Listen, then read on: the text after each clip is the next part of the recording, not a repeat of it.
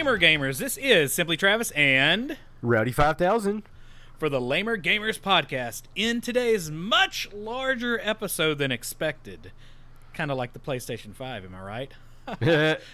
We're going to talk about the recent Pokemon Presents news, including details on Pokemon Snap, Pokemon Café Mix, and Pokemon Smile. Next, we'll talk about the pros and cons of pushing back the release date of Cyberpunk 2077. Then we'll round out the news section with a discussion on the latest game to get review bombed, The Last of Us 2. Dude, so annoying. It's so upsetting. Rowdy has been angry texting me. Great. Yeah. All right, then we'll move into the rumors section with some patents that could be centered around the PlayStation VR 2, along with what is quite possibly a big steaming pile of fake gaming news, or it could be real, that claims the Xbox Series X event will be the night of mic drops.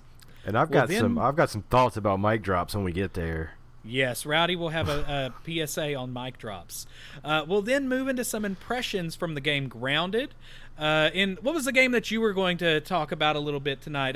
Command and Conquer. Yes, right? Yes. What is it? The Command and Conquer collection remaster. It's like Command and Conquer, the first Command and Conquer, and the first Command and Conquer Red Alert. Nice. Then we're going to have our bonus point segment where we asked an assortment of friends of the show the question: do you have a problem with the size of the PlayStation 5 and Xbox Series X, or are you okay with the massive next-gen proportions? So it's a lot of show today. Just expect this to go much further than we really intended. I was thinking today was going to be a short episode, and then all the news started pouring in. Yeah, right. Instead of it being a minute, it's going to be a few minutes. Yeah, it's going to be a couple minutes for the show. All right, guys. Now, let's start a cafe for Pokemon and train the most ornery of Bidoofs. Is it Bidoof? Bidoof? Bidoofs. It's Bidoof. We're going to train the most ornery of said Bidoofs to create a venti half whole milk, 1/4 1%, 1/4 non-fat, extra hot, split quad shots, including 1.5 shots decaf Colombian espresso with 2.5 shots of organic, non-GMO, fair trade, single origin, Ethiopian Yirgacheffe espresso at 203 degrees Fahrenheit with foam, no foam latte with whip, however, 2 packets of Splenda, 1 sugar in the raw, a touch of vanilla syrup, and 3 short sprinkles of cinnamon in the latest episode of the Lamer Gamers podcast. Wow. Yeah, that was impressive, man. But we've got a drink ready for a Pikachu. Anybody named Pikachu? Your ridiculous drink is ready.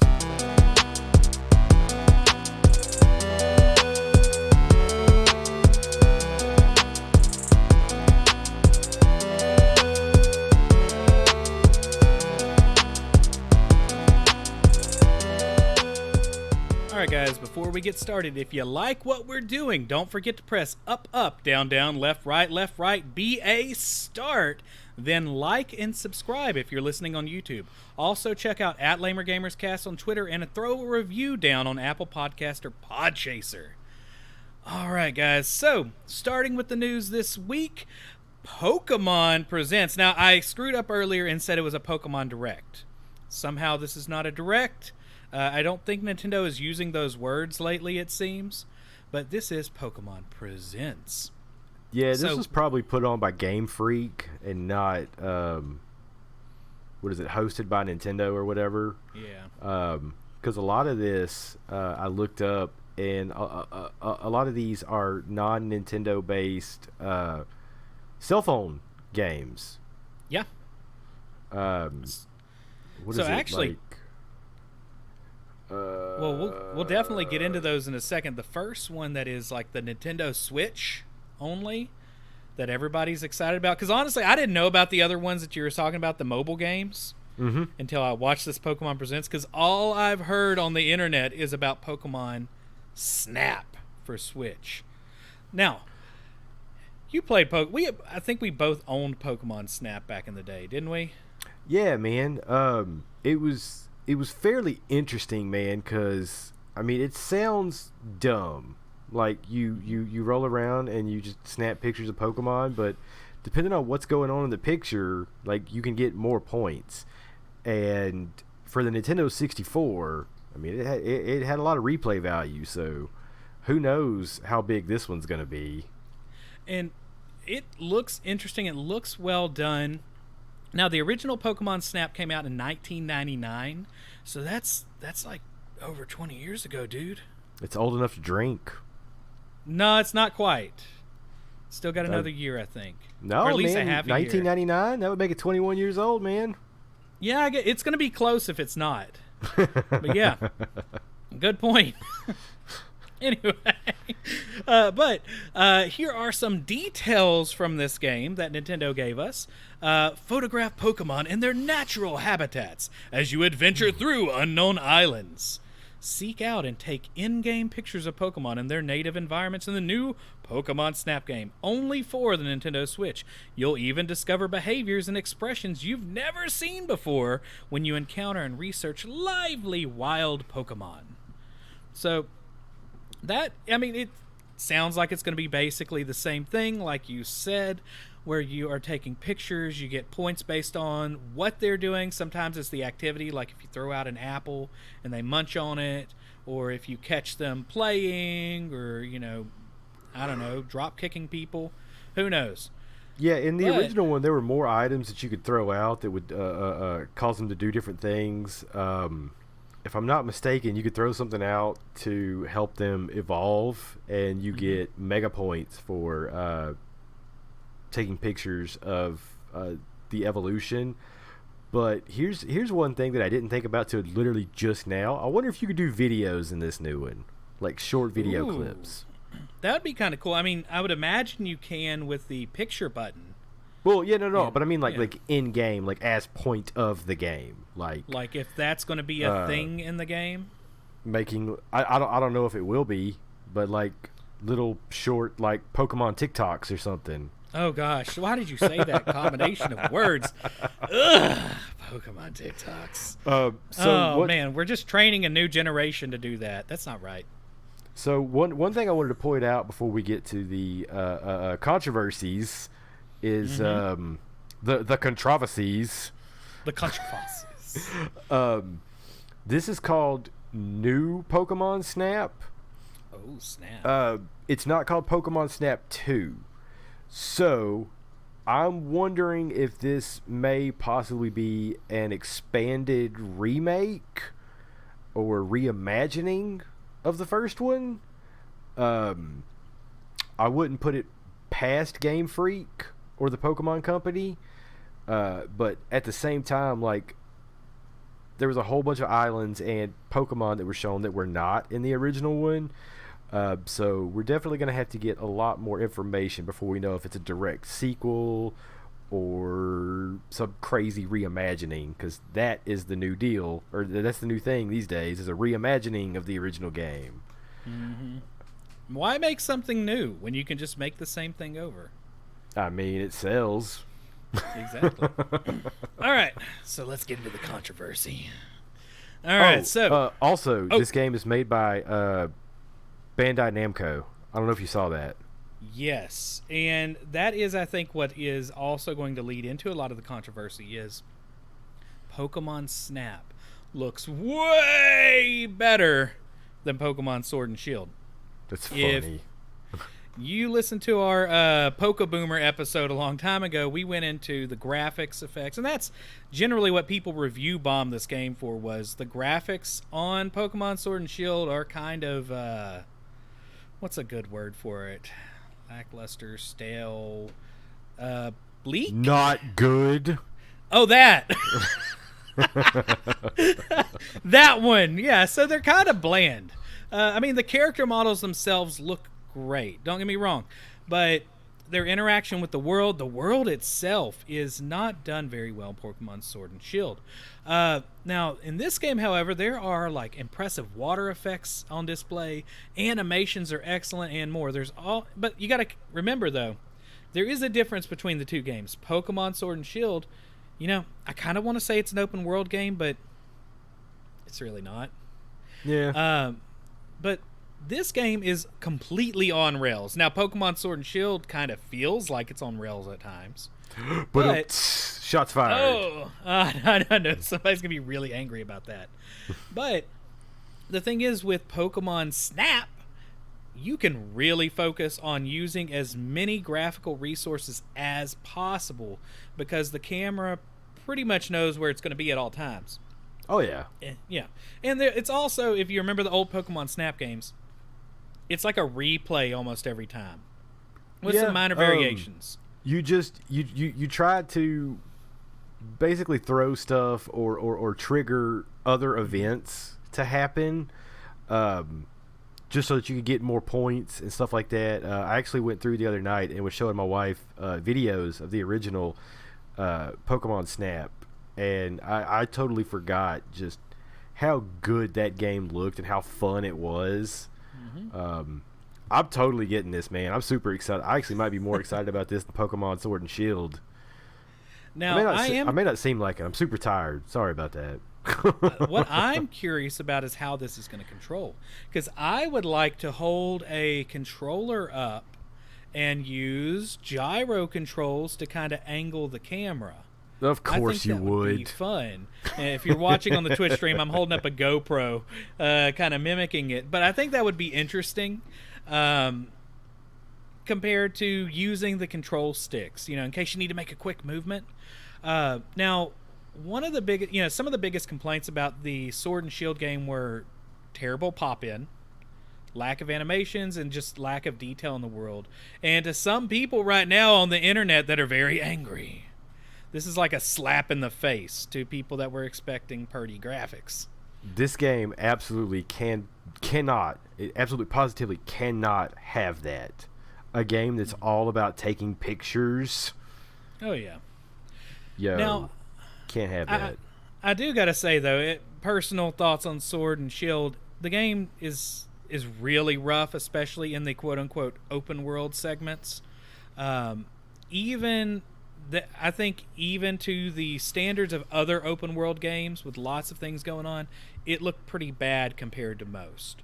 So I just hated the main what do they call it? The wild area. That's what. The open world segment. I love the wild area. I thought everything else looked great, like going between cities on the different routes, but just that wild area, just in the middle of the map, I hated it. Ugh. That's the part that I was really looking forward to. I like the concept of just running around a giant world and catching Pokemon, but it was just not executed very well. All right, next game, Pokemon Café Mix. Nintendo says Pokemon Café Mix is a delightful free to start. That's where they get you with Nintendo.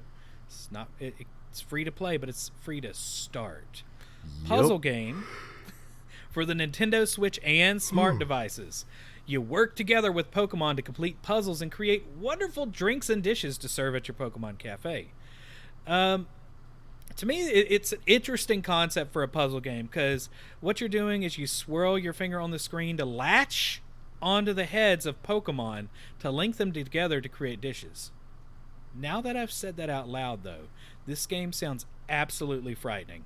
But it's wrapped in the cutest of art styles for your mobile phone and Switch. Whenever I say heads, they're just like little icons.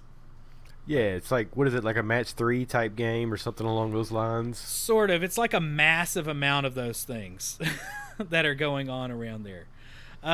Okay, so you're basically feeding Pokemon, like drinks and food items and stuff, and you can actually hire them to work in your cafe later, which is interesting.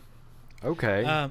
So it's almost like a cafe simulator. The art style is actually pretty decent. It's one of the better looking mobile versions of Pokemon that I've seen.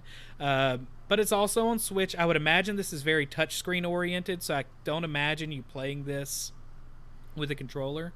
But as you build your cafe and your menu, you get different types of Pokemon. So it looks like an interesting game. It should be a fun one to play around with, but I'm curious, where do they take your money at? I don't know, man. If I get this one, I'm probably going to play it for all of 45 seconds, probably. I'm pretty sure it's available now. I might have to check my phone in a minute to just make sure. But, I don't know. To me, I'm a little burnt by mobile Nintendo games. After the Mario Kart. Actually, I really didn't care for Mario Run that much. which I think people really enjoyed. It didn't have the sales numbers, just because that was a game that didn't have microtransactions. It was either you play the first world for free, or you spend a flat $10 for the rest of the game. Yeah. And it didn't sell. If it had been like, oh, pay $1 for the next world, oh, pay $1 for the world after that, it would have sold. Right. And so, what was it? I don't know, whatever the mobile company was that was behind all these games, they kind of scolded Nintendo and were like, we need to change up how we do this. And that's why stuff like their Fire Emblem mobile game and Dragalia Lost are like ridiculous money makers. Yeah. Funny thing is, none of the Mario mobile games have sold very well. Like Mario Kart mobile, and then that Dr. Mario mobile. Like, now, if you look at the sales numbers compared to Fire Emblem and Dragalia Lost mobile, like, dude, those are the games that are making the money. Well, I think it also comes down to who is actually buying Mario games. It's definitely those of us who are expecting a console experience and to be able to sit down and play with the controller, and you kind of have a certain expectation, and these games are so drastically different. I mean, they're almost like reskins of other games, which at the same time is pretty common. I mean, that's what happened with Dr. Mario. That's what happened with a lot of these smaller games that Nintendo's released over time, except they've been on the console. So, I don't know, man. I'm really surprised Dragalia Lost is as big as it is, to be honest. I don't know. It's just not my type of game, I think. Yeah. I guess they saw like how big Fire Emblem was, and like, we need to put another JRPG up here, because the Fire Emblem one was actually pretty fun. I wasn't paying into it. I mean, there's other great Fire Emblem games that I've wasted hundreds of hours in. All right, now that we've gone and grabbed a bunch of random Pokemon heads, threw them in a cup, it's time to brush our teeth. Pokemon Smile is the next thing that was shown. It is an AR, so augmented reality, game for your phone that you catch Pokemon with. However, you have to brush your teeth. So while you're brushing your teeth, it puts like a Pokemon hat on your head. Very much a lot of people, I don't know if they know the term AR or augmented reality. Think of Snapchat filters or Instagram, where you like turn your face into a cow or a cat or something like that, and it changes based on what you're doing. That's essentially what it is. So it's geared for children. It uses the front camera on your phone. The app shows the little hat of the Pokemon on your kid's head, and it's kind of playing a lot of fun music. And if they do a good job, they can catch the Pokemon afterwards. You mean it's going to show the hat of the Pokemon on my head? Yes, on Rowdy's head. I mean, Rowdy's got to brush his teeth, right? And I honestly think it's a really smart app. Especially if you have like a toddler or younger kids, their tag is develop healthy toothbrushing habits through fun. And I've seen these kind of things like that. Like, I have an electric toothbrush that has an AR mode for kids built into the app for the toothbrush. I mean, I haven't really used it, but I've seen like the documentation. Dude, how many kids are going to drop their phones in the sink? That's my one concern. Phones in the sink. But also, if you're letting your kid use your phone, think of your toddler. Think of their hands after they brush their teeth.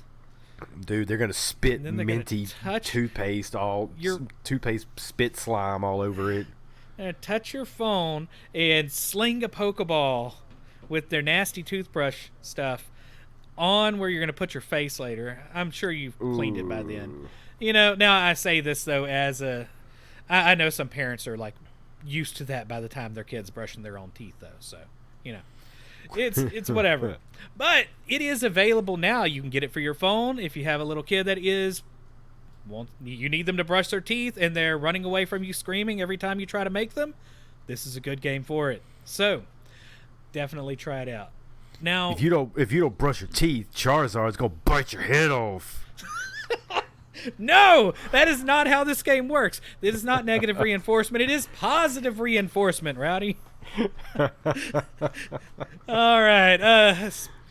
Next up, something I guess a little more negative. Cyberpunk 27 is delayed again. Again. Cyberpunk 2077. Yes, whatever I said. That one. What Rowdy said. You said Cyberpunk 27. That's a very different game. 27, yes, Cyberpunk 27. All right, so let's go ahead and... Do you want to read through what they said, or do you want me to? Let me see here. Okay, so we have decided to move the launch of Cyberpunk 2077 from September 17th to November 19th. Wait, that's 2 months. Dang. That's okay, like 2 months. Those of you who are familiar with the way that we make games... Oh, by the way, this is from CD Projekt Red. Yeah, this is legit. This is actually Martian Iwinski, the co-founder, and Adam Badowski, who is the head of the studio. Yes, Adam Badoof. Those of you who are familiar with the way we make games know that we won't ship something which is not ready. Ready when it's done is not just a phrase we say because it sounds right. It's something we live by even when we know we'll take the heat for it.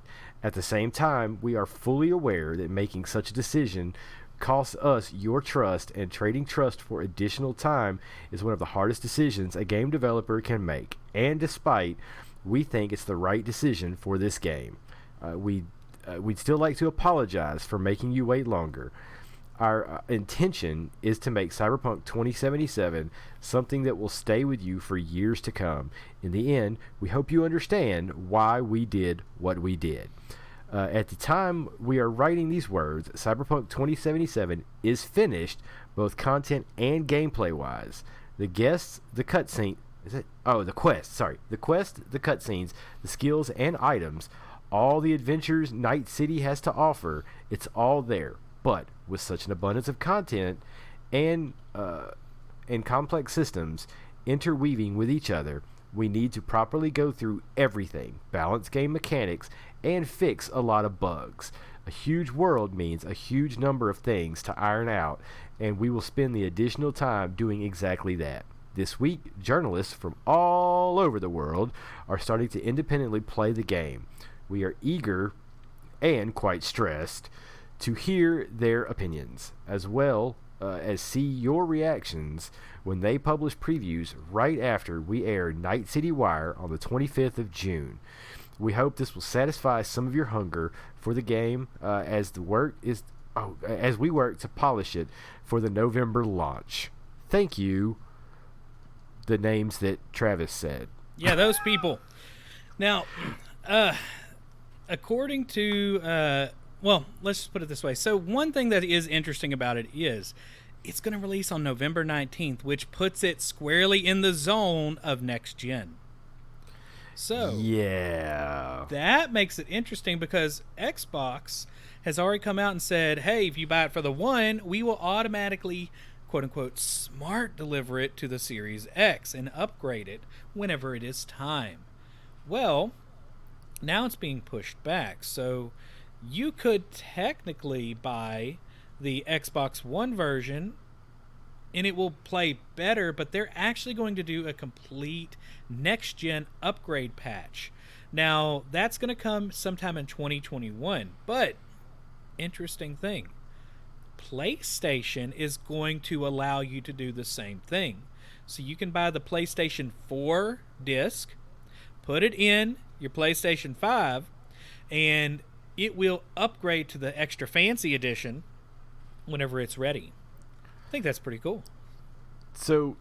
But herein lies my issue, and this is definitely a first world problem. Okay. This is not a huge issue, but so these new systems are supposed to come out. We're gonna say mid-November, mid-December, somewhere in there. Mm-hmm. I am already going to have packed up my PlayStation 4 by that point. Yeah. Because I'm not going to have the room for the PlayStation 4 and the PlayStation 5. I don't know if I'm going to have room in my apartment for the PlayStation 5. But we'll get into that later. But the problem is Cyberpunk 2077. Well, okay, think about how big The Witcher 3 is. I played The Witcher 3 for probably 3 months, nonstop, and it was practically the only game I played. Cyberpunk 2077 is going to be an absolutely huge game. Yep. And when it comes out at this point, I'm not going to have my PS4 out. So I'm probably going to wait for this game even longer just so that I can play it on PS5 and not have any interruptions, not have to switch back and forth between my PS4, PS5. Because like I said, I've only got so many HDMI inputs on my TV. Like I've already got the Apple TV plugged in. I've got the Switch, the PS4, and the Xbox One all plugged in. Well, I'm not going to have enough room for the way PlayStation 5 as well. The way this is set up, though, it sounds like the game will release either the day of or after the PlayStation 5 releases. So technically, you could play this with your PS5. The update's not going to... well, you can still play it. It'll be backwards playable compatible for next-gen stuff till 2021. No, it should be compatible from what I understand. Like, it'll still play, but it'll be playing like the PS4 version of it. Like, it won't have upgraded graphics. Oh, I thought they were saying that you won't get the Series X or the PS5 version until 2021. Like, it wouldn't work until then. It'll work like a backwards compatible game. Now, that's based on what I've read so far. I'm pretty sure if that is not right, I'll make sure to post some clarification of that. Gotcha. With the episode. But as far as I know, you'll actually be able to play it on the PlayStation 5. Now, what could be a problem? These consoles are going to be expensive. And will the PlayStation 5, will CD Projekt Red create a way to take your save file from the PlayStation 4 and move it to the PlayStation 5 if you upgrade? Yeah, it's through, what is it, PlayStation... Oh my God, what is it? It's not PlayStation... Oh my God. Now? I'm blank. But basically the your PlayStation account, like if you pay for the online... Oh my God, I keep wanting to call it PlayStation Live. Yeah, I got what you're saying. PlayStation Online stuff. But it will. I'm sorry. If you subscribe to this, every time you save your game, every time you shut your game off, you close the game, it automatically uploads to the cloud, like Xbox and Switch already do. So you will be able to access that save file once you get the PS5. It's basically going to be the same for all the consoles that have the cloud. As long as you have that save file in the cloud, you'll be able to transfer it over to next gen. Okay, yeah, because that's the question I had, because the Xbox is really advertising smart delivery service right now, to where you can play a game on the One, and then wherever you were saved at, the better edition on the Series X, it will just work. So that's good to know. But that makes it sound like somebody talking about an Apple product. It just works. It just works. But it's a Microsoft product. As a former tech support person, the problem with a lot of the Apple... I'm going to anger somebody.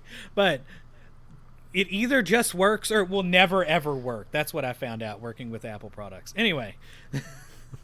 There's no in between. Shots fired. Most of the time it just works. But I was on the receiving end of tech support calls, so I just saw all the bad in the world. Speaking of bad in the world, let's go ahead and talk about review bombing. Ugh. All right, if you listen to our Pokeboomer episode, we talked about review bombs, and that's essentially when people go and put zeros down because they disagree with something or are simply jerks. What were you about to say, Rowdy? I was just going to say, man, like, review bombs make me so mad. Even if it's a game that I was never going to play, or if it was a game that I thought was going to suck anyways, I absolutely hate review bombs, man, because 99% of these people didn't even play the game. Right. They have one small issue with the game, so they go and they create an account on Metacritic and put in their first review as a zero. Yeah. And that's kind of what goes on with them. Usually there's there's some ridiculous reasons for the zeros, followed by defensive 10 reviews trying to like even it out. So you have like the worst of extremes on both sides, but honestly the zeros are usually way worse. Oh god, yeah. The reality often like lies somewhere in the middle. You know, it's usually a divisive game, and this one has an extremely divisive set of reviews.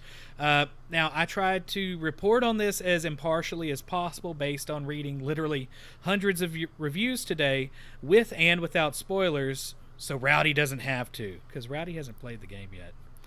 I'm not going to play it because I don't own a PlayStation. So this is, I tried to be as spoiler-free as possible. You will hopefully not get the game ruined from listening to this. There are no major plot points mentioned in this review bomb overview. All right, so let's go ahead and break down. Currently, now this was as of probably 3 or 4 p.m. on Friday, June 19th. Yeah, that was about the time I was frantically, angrily texting you. Yeah, I went into major research mode today on this. So, the critics currently have given the game a 95 so far, and that's out of about 100 reviews. The user reviews average out to a 33, or in their case, a 3.3. The way the Metacritic has its scores, it's set on a 100 scale for critics, on a 10-point scale for users. That's weird.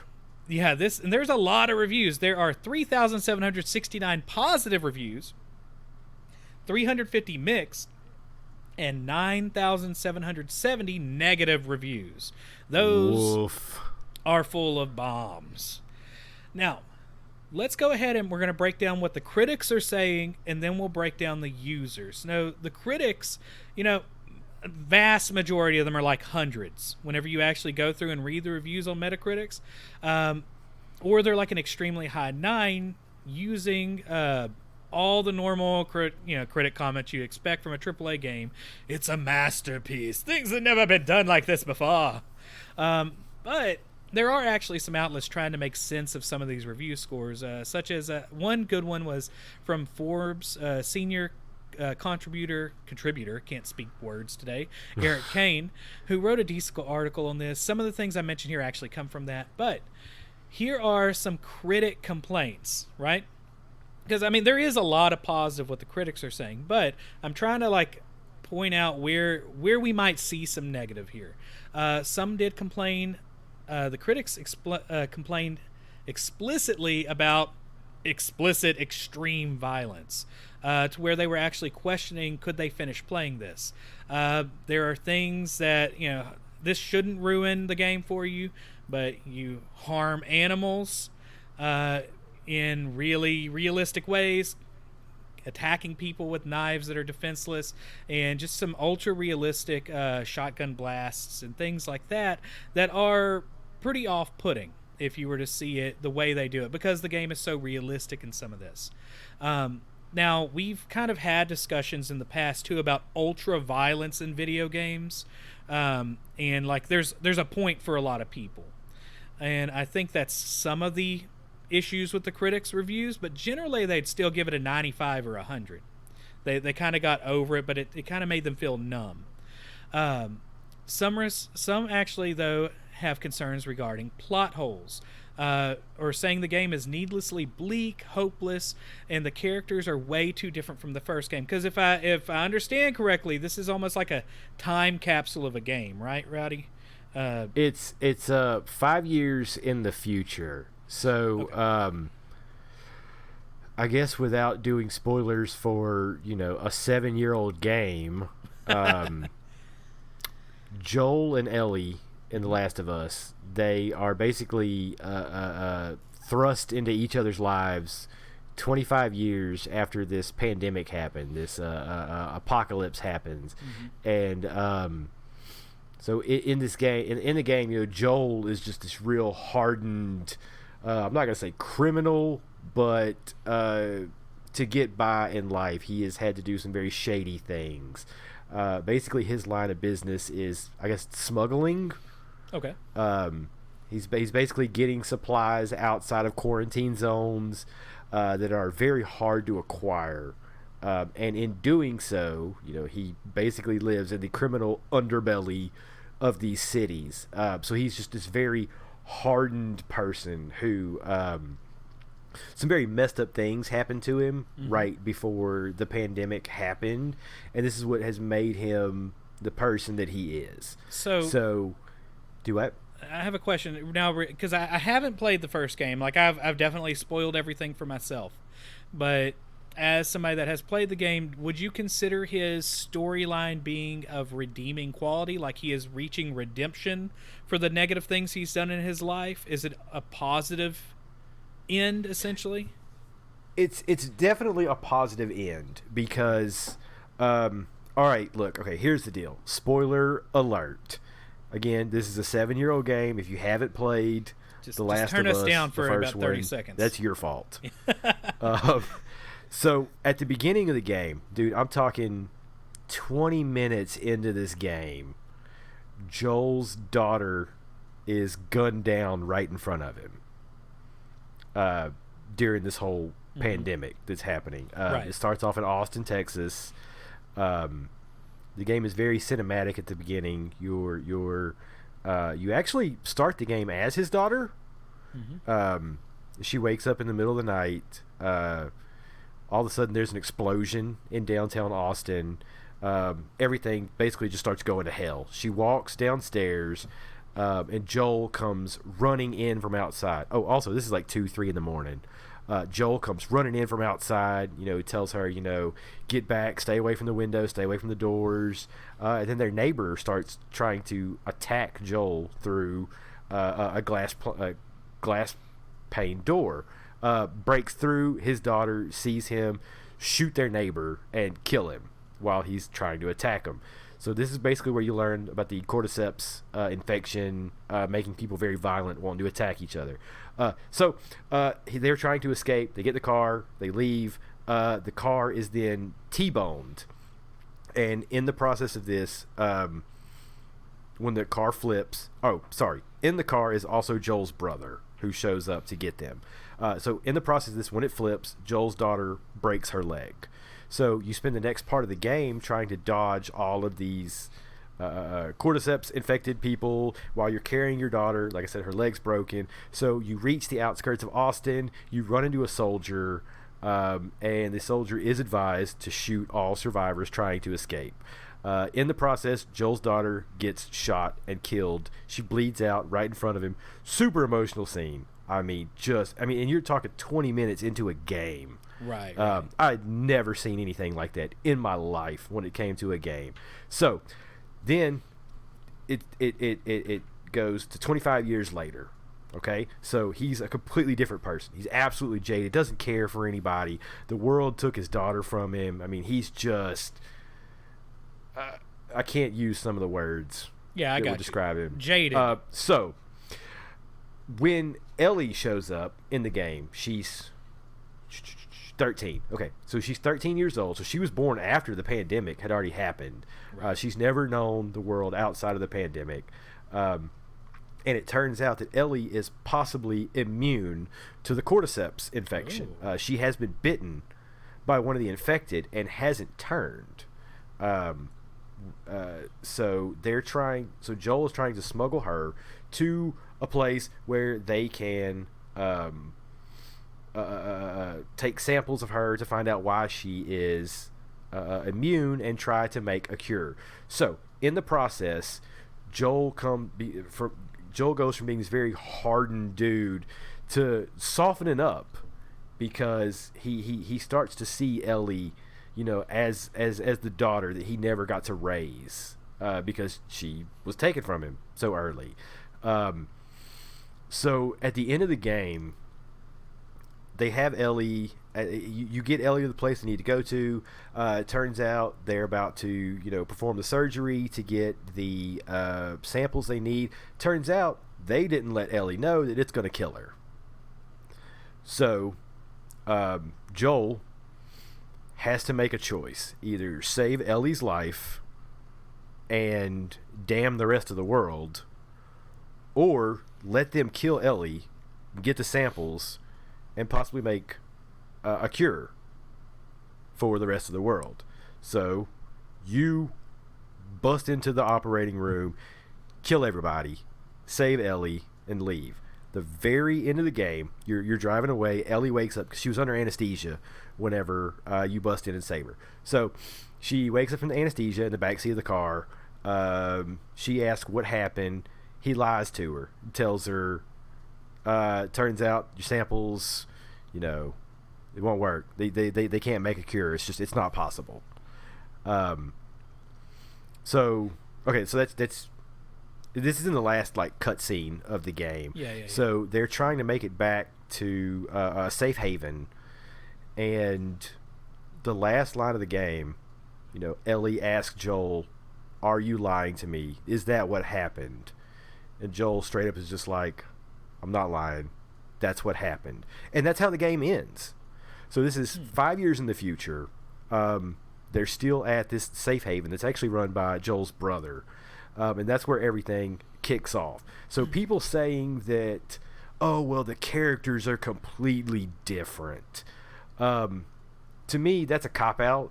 Okay. Just because you see how much they evolve in the game. Gotcha. And then they go from living a life on the run nonstop to being 5 years in the same place in a safe area that's basically there's no infected inside this area. I mean, they have walls all around it to keep the infected out, and they've basically lived 5 years peacefully. So, I mean, that's definitely going to change you. And I'm pretty sure Ellie finds out Joel lied in this one.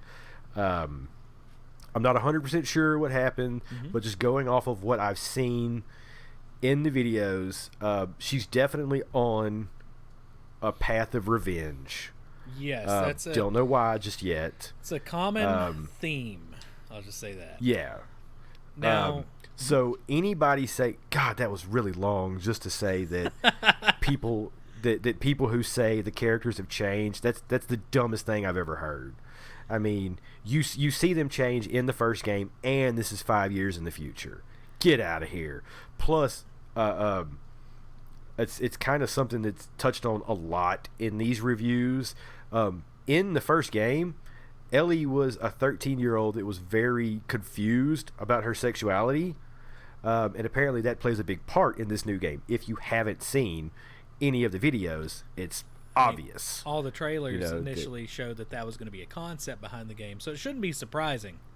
Yes, it shouldn't be surprising to anybody. I mean, that's part of the game. I mean, it's a coming-of-age story rolled into a post-apocalyptic story, rolled into I don't know, man. There's just so much playing here and all these people knew this going into it. I mean, you can't be upset about the sexuality of one of the characters when in the first game you knew. Right. I mean, they pointed out in the game. And it's like, are you for real? Yeah, and that's going to come up quite a bit that. here in a minute whenever we get into the bombing part of the reviews. But going into more of what the critics were saying, Skill Up, they had a video review where they compare the path of one of the characters to what they did with Daenerys Targaryen in the final season. Revenge. Yeah, so that could be another part of it. Then Polygon's Maddie Myers writes that the game bashes players over the head with its message that violence is wrong. I don't have any problem empathizing with the people who I am asked to kill in video games. The Last of Us Part 2 must think I'll struggle with it, though, since it doles out all sorts of reasons why I should feel regret about the murder spree its characters embarked upon.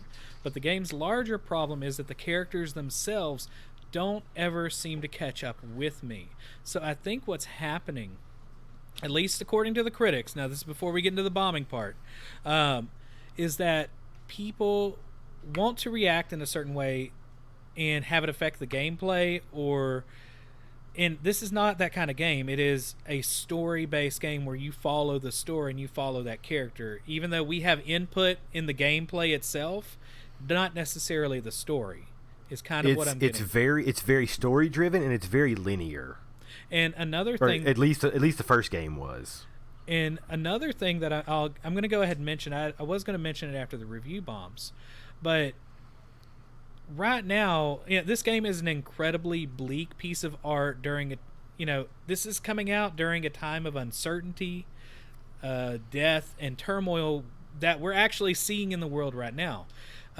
It's not a breath of fresh air like we got with Animal Crossing, right?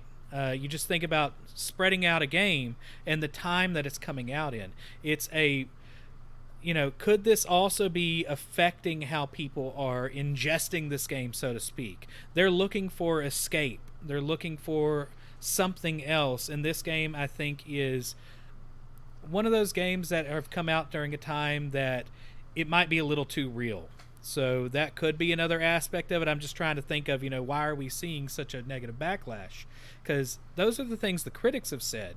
And one thing that I think is really interesting is the scores from IGN. So IGN has a bunch of different news outlets, right?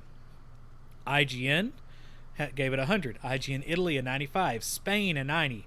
IGN Japan gave it a 70. And so...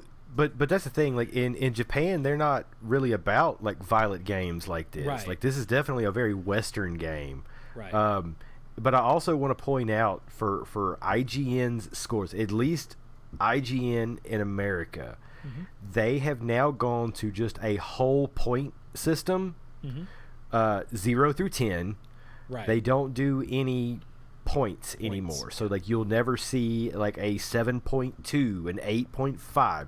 They only do whole numbers now because they felt that the decimal system was far too confusing. So what they wanted to do was basically round the numbers and let you know that even though they say it's a 10, they say it's a masterpiece, that doesn't mean it's perfect, because there will never be a perfect game.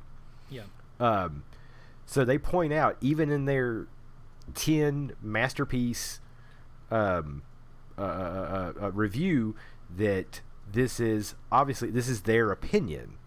You could have a completely different opinion of it, and they do point out flaws in the game. As far as like any bugs that were in the game and storylines and stuff like that. But the thing about this game, man, dude.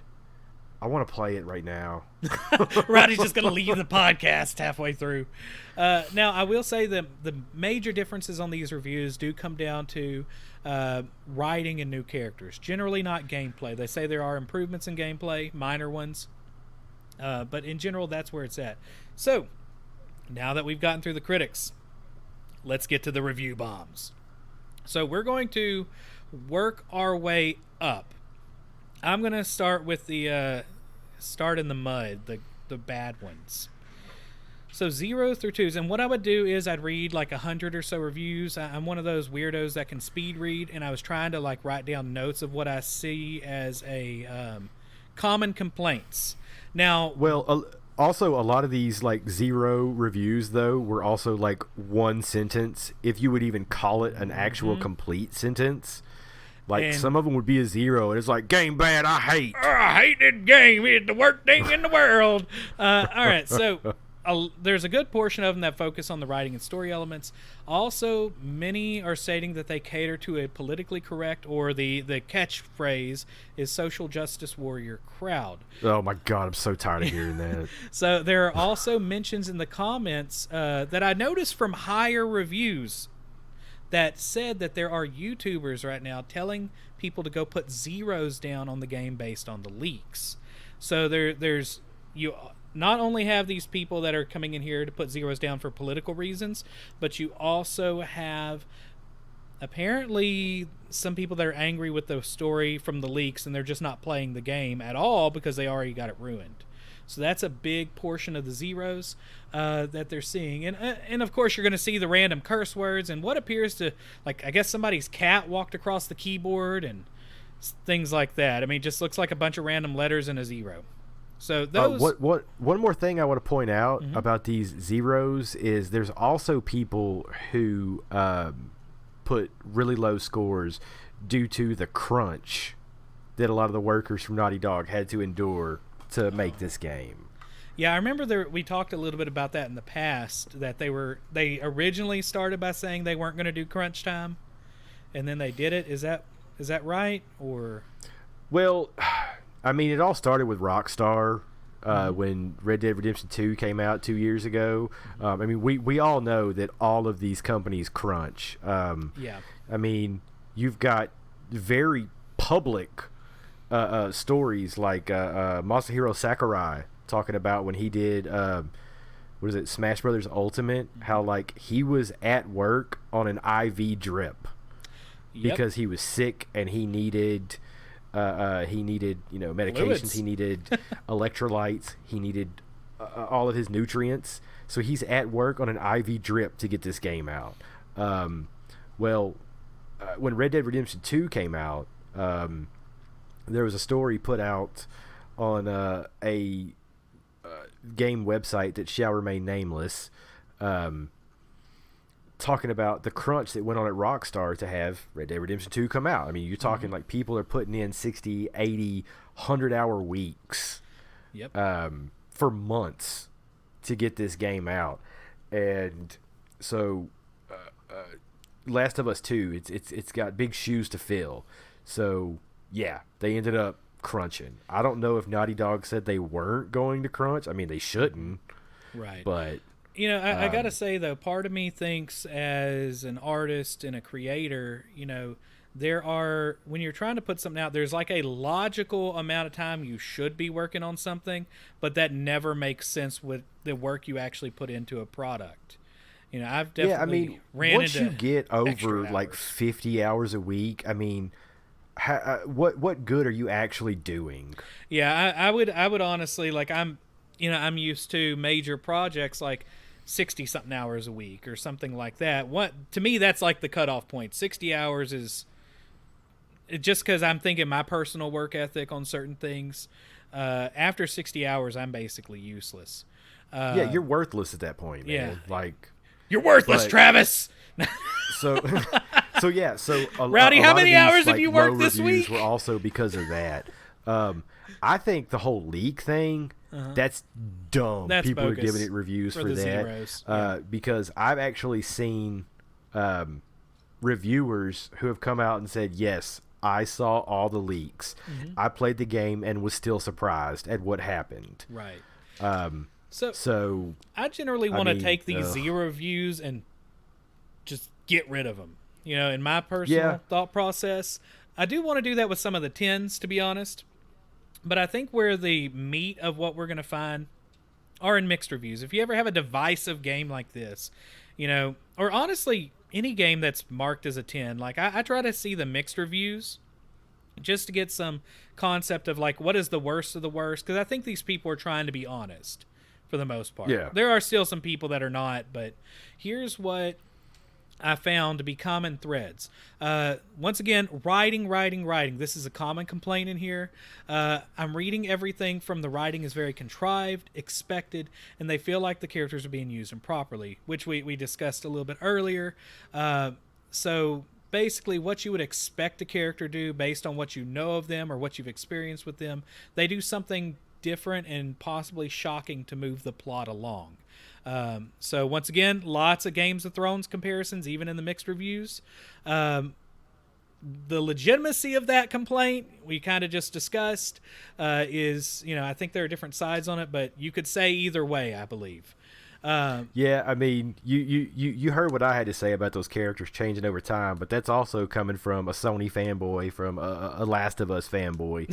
I'm gonna give this game, I'm gonna fight for it until I actually play it, and it's not good, which it won't be. It'll be great. It'll be delightful. Let's see. Yeah. Next up, there are some complaints mixed in regarding the lack of subtlety when dealing with certain politically charged topics. That was a complaint I saw, that was a common thread throughout some of them. So not using as much symbolism as they thought should be used. A lack of attachment to new characters is one that I saw a lot, and that they were hard to relate to. The gameplay feels like it's in a tunnel, and that wouldn't be a problem. This is what I saw in the thread of these, if the story was better. Because the gameplay is supposedly a little repetitive at times. General gameplay, though, is excellent. Like, what they're doing is good. The graphics are excellent. Some feel parts of the story are forced, but not overbearing. Specifically, the politically correct aspects of the story. A lot of people said, look, I mean, this is there, but it's not that bad. Get over it, is what they were trying to say. I saw a lot of this, too. I'm going to talk about I mentioned this to Rowdy. They did this a lot with Pillars of Eternity 2 Deadfire, which is like one of my favorite games of all time. The writing, they believe, was too forced in certain areas. And that got review bombed, but on a much smaller scale. Let's see. And then a lot of people complained about a major story element that I can't tell you. I swear, Rowdy I will drive to your house and stab you. Punch you. Stab. He's up to stabbing. I will socially distance stab you.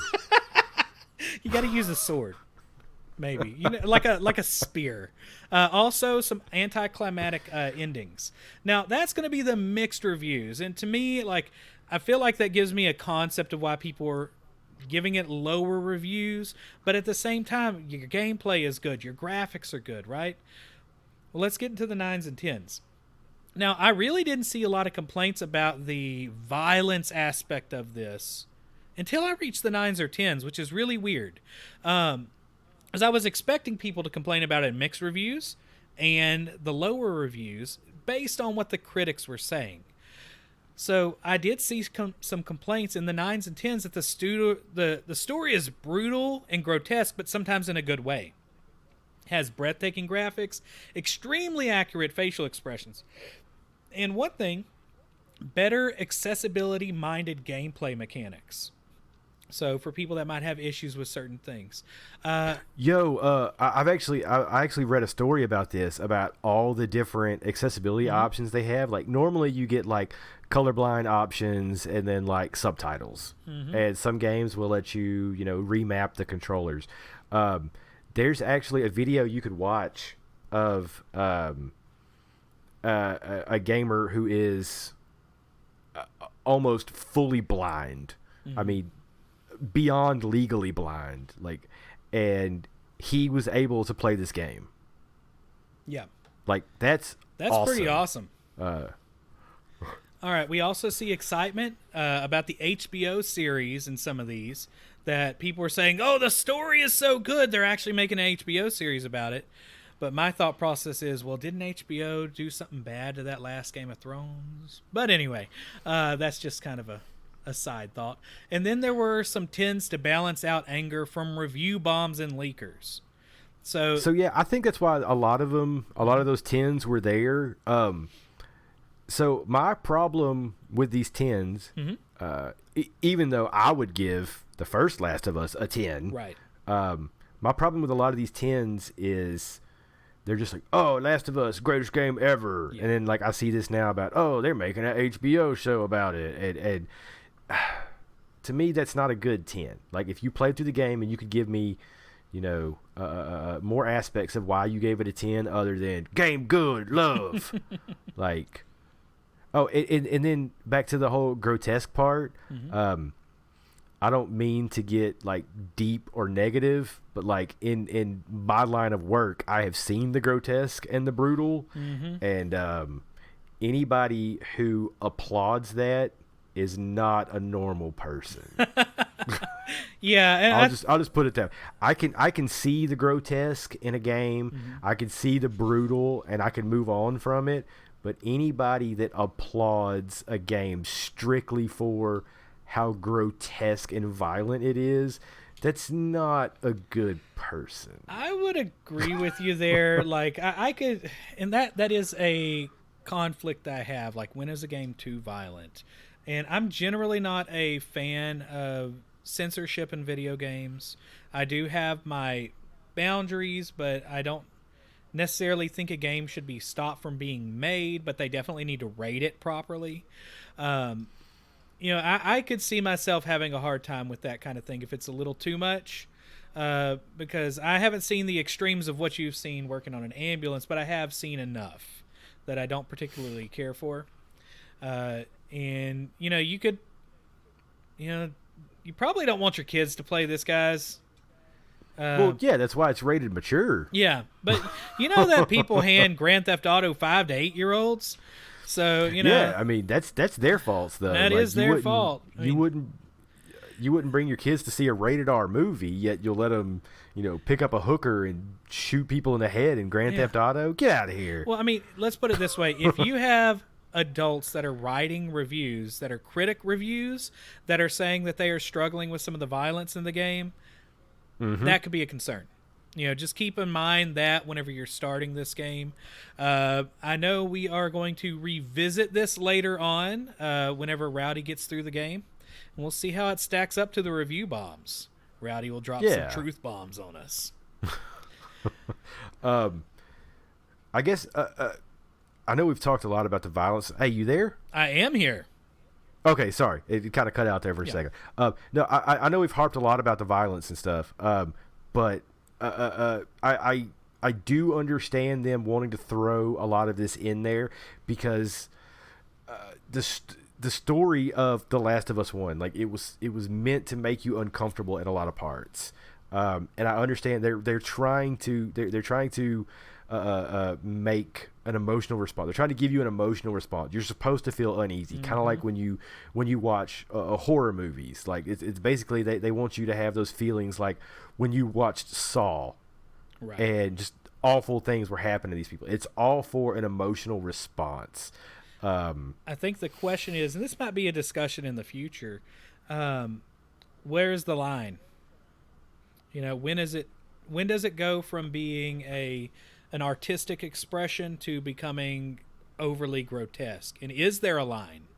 That might be something. So and my thing as far as a line for that would be is the violence and grotesqueness something that happens, say, in a cutscene, or is it something you could do over and over again with the push of a button nonstop in an area? That is. Does that make sense? Yeah, no, I got you. What pushes the story, and what is just something that is an act of violence for the sake of violence? Yeah, and then. You got to think of the fact that, we've talked about this too. Games do release dopamine and they reward you for certain activities. Is that something that could possibly give you a reward chemical in your brain if you do something really negative? And how does that affect the brain, especially in younger minds? That's something I think is definitely a future discussion. I know I have a lot of thoughts on that, especially in the world of art, because once again I'm an art educator and nerd, but I think we are going to go ahead and move on to the next topic after the break. Do you have anything else before we hit break, Rowdy? Nope. I'm just going to try and power through it. That way, hopefully in like a month or so we can revisit this, and it might be a whole side quest or something. We'll see. Hopefully it's not a Rowdy's Ruckus Rants. Hopefully the game is good enough for it to not be. Yeah, we don't want a ruckus rants of it. Ruckus rants are normally negative. Yeah. All right, guys, we will be talking about rumors and fake gaming news after the break, and then after that segment, we're going to go into bonus points. See you after the fancy music that Rowdy has provided for us.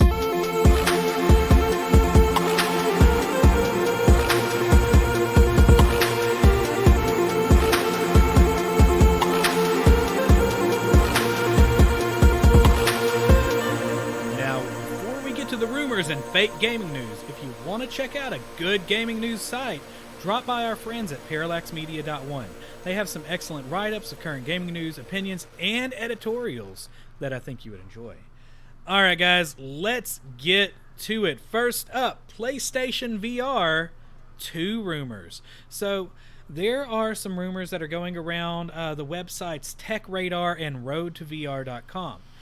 Specifically focusing around patents that they have found. Because a lot of times these patents, they might not register in America before they release, but usually they're registered around the world. And people check these patent websites. If they even do release. That is true. So this could never, ever, ever, ever happen. Yeah, they could have just patented this stuff just because they want to maybe possibly release it and don't want anybody else to use that technology. And that is very true. And there are patent trolls that will patent technology And yeah, like you said, just keep others from using it or sue. First up, PlayStation VR. Now, people are expecting the PlayStation VR 2 to drop around the end of 2020 or early 2021. I don't know if it's going to come out at the beginning of the PlayStation 5 launch, which should be at the end of 2020. It seems like that would be a lot of money to ask because it is probably going to cost about $499 based on what the PlayStation VR launched for. It's not cheap. Right? I mean, you have a PlayStation VR, don't you? No. Oh, okay. You have a... I have a Vive and an Oculus Quest. Gotcha. So, right now the rumors are that the PlayStation 5 is, what is it, a $500 or a $400 system? We'll see probably soon. Easily. Yeah. So I mean, a PlayStation Pro is $400. Now, unless they make a bundle, I just don't see that really dropping by the end of 2020. It's so much money to ask from people right off the bat, especially in the times there are now. So, here's the next thing. On the patents, though, there are pictures that suggest things in these patents. One, the PlayStation VR could possibly be wireless. There is a patent that it just basically shows the person holding the controllers, wearing the headset, and there is a number that is on some either looks like buttons or cameras on the back that could be referencing a wireless interface. Also, there are two sensors, one that goes above the TV and one below the TV, that should help with tracking similar to the PlayStation camera. One thing that's interesting, on the helmet itself, there is a transparency mode, supposedly, that will actually let you see the world around you. Is that on any of the Vive or any of that? I've used it on the Quest. The only problem with that is the latency. Ah, okay. So, yeah, and that could be a problem here, but it might accidentally keep you from punching grandma or a TV. So it could work out. Most of them, like you'll set up like a virtual wall or a virtual I guess gate that you shouldn't go through, and if you get close to them on the Vive and the Oculus Quest both, you'll see like a colored wire grid pop up, and on the Quest, if you step too close to it or step outside of it, you don't see the game anymore. You see real life. Okay. So that would be a plus if they did it that way. Because I can't tell you how many times I've hit stuff using VR, swinging around ridiculously. Whenever I tried VR at E3 a couple years ago, I definitely punched somebody. Whoops. Whoops! I think I was at the I think it was the HTC Vive booth at an Upload VR party, and I felt so bad. I made their whatever their beverage was spill on them. But they walked in the path of the VR people, right? So yeah, F them. F's in the chat for the person's beverage, sure. All right, that's a rowdy man. Okay, now I'm gonna do a little bit of a nerd alert because there was something that I found really interesting. This new headset is supposedly going to track eye movement along with your head, which is supposed to improve stereoscopic depth. Okay, so nerd alert. Do we need music for this, or should I just hop into it? All right. Just hop in. All right, so nerd alert. Here goes. Stereoscopic vision is basically you constantly see two images at a time that are directed to your brain, and your brain kind of pieces them together, and that's how we see things in 3D. There are people that do not have that capability. They have what is called monoscopic vision, to where they only see one image and things are very flat. So, that being said, sorry guys, I have a German Shepherd puppy that just showed up. Let's see if she knocks everything over this time. But there are actually some very famous people that had monoscopic vision. Supposedly Rembrandt did, and it makes it easier for people to see things like in a flat sheet so they can draw them. But anyway, what I thought was interesting is this could be helpful or harmful for people like me. I have something called intermittent extropia. Okay, or as my friends know it, my chameleon eyes. I can actually control my eyes to look outward either way, or if I'm tired, they kind of wander off. Okay, the opposite would be intermittent strabismus, which means the eye goes inward. Now, I have control over it. Some people do not. If you don't have control over it, it's amblyopia, which is like what people tend to call lazy eye. The difference, though, is lazy eye, that eye generally doesn't work, and then it kind of wanders. Anyway, what I find interesting is that this could possibly help people, see if they have an eye that is off, but it sees okay, to see 3D objects if it's tracking correctly, or it could cause issues. Because one thing with a person that's got that, like me, I can separate the two images and make it look like there are two pictures in front of my head, basically, at all times. It really is helpful for things like those 3D images that you see, like in those books where you're supposed to like pull it close to your face and pull it far away. Mall rats. It's not a schooner. It's a sailboat. A schooner is a sailboat. Yeah, so if you've ever watched Mallrats, the guy that's through the whole movie, he can't see the 3D picture. I'm really good at those. I can like knock him out like that because it's based on slightly moving those two images. Anyway, now this could be helpful. This could actually be something if Sony did this properly, or if they had doctors do this, to where it could help train the eye to stay in place. Because there are actually videos online that you can follow, essentially a dot that helps train your eye to stay straight, instead of just kind of wandering off and going to get a drink from the Pokemon Café. So, but I do have a little bit of concern that it could actually make things worse. And this might be something to check out later on and report back to y'all if this ever happens. But if my eye wants to go visit somewhere else, and then the eye tracking software adjust for that, it could force my eye off to the side longer than I want. Because, and this will be something people on the Twitch can see, but essentially if I cover one hand over my eye and move it, it goes out to the distance and it wanders because it doesn't have anything to latch onto. So, this could be an interesting technology that could harm, possibly, or be positive.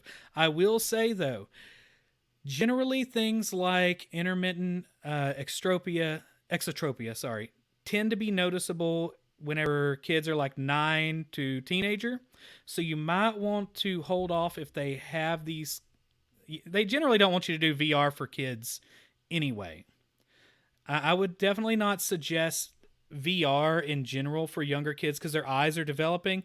And those are some of the issues that they have or could possibly have if they develop these issues. Anyway, so that was my quick nerd alert. That kind of got way out there. But it is something I thought was interesting based on the patents. Next up, controller patents. So they have like a Wii controller look. It looks more like reminds me of something like an Atari thing, honestly. It's got triggers on it. It looks like the statues from Easter Island. It does, with the strap on the side to hold your wrist. Yeah. Oh, that's awesome. But there's a trigger on the other side. You might have to click that link. I didn't include the other picture on the back, but it looks like a nunchuck from the Wii, but more angular. And it has sensors for your fingerprints because it's supposed to sense where your fingers are and when you want to press down. So apparently the Oculus Revive, you had to be looking at the camera. You might have to correct me on this, but this is just from what I've read. Some games can do show each finger individually while playing, but the camera has to be looking at the hands. Yeah, I want to say it's the Oculus. I don't know about the Vive, but I know the Oculus Quest. There is an update to where certain games, you don't even need the controllers. The cameras can just see your hand movements and see what you do. The only problem is you have to have your hands in view. Gotcha. So I don't 100% know how that's going to work here. But the technologies, I mean, even for something like the Oculus Quest, which is basically just, what is it, like a Pixel 3 or something like that,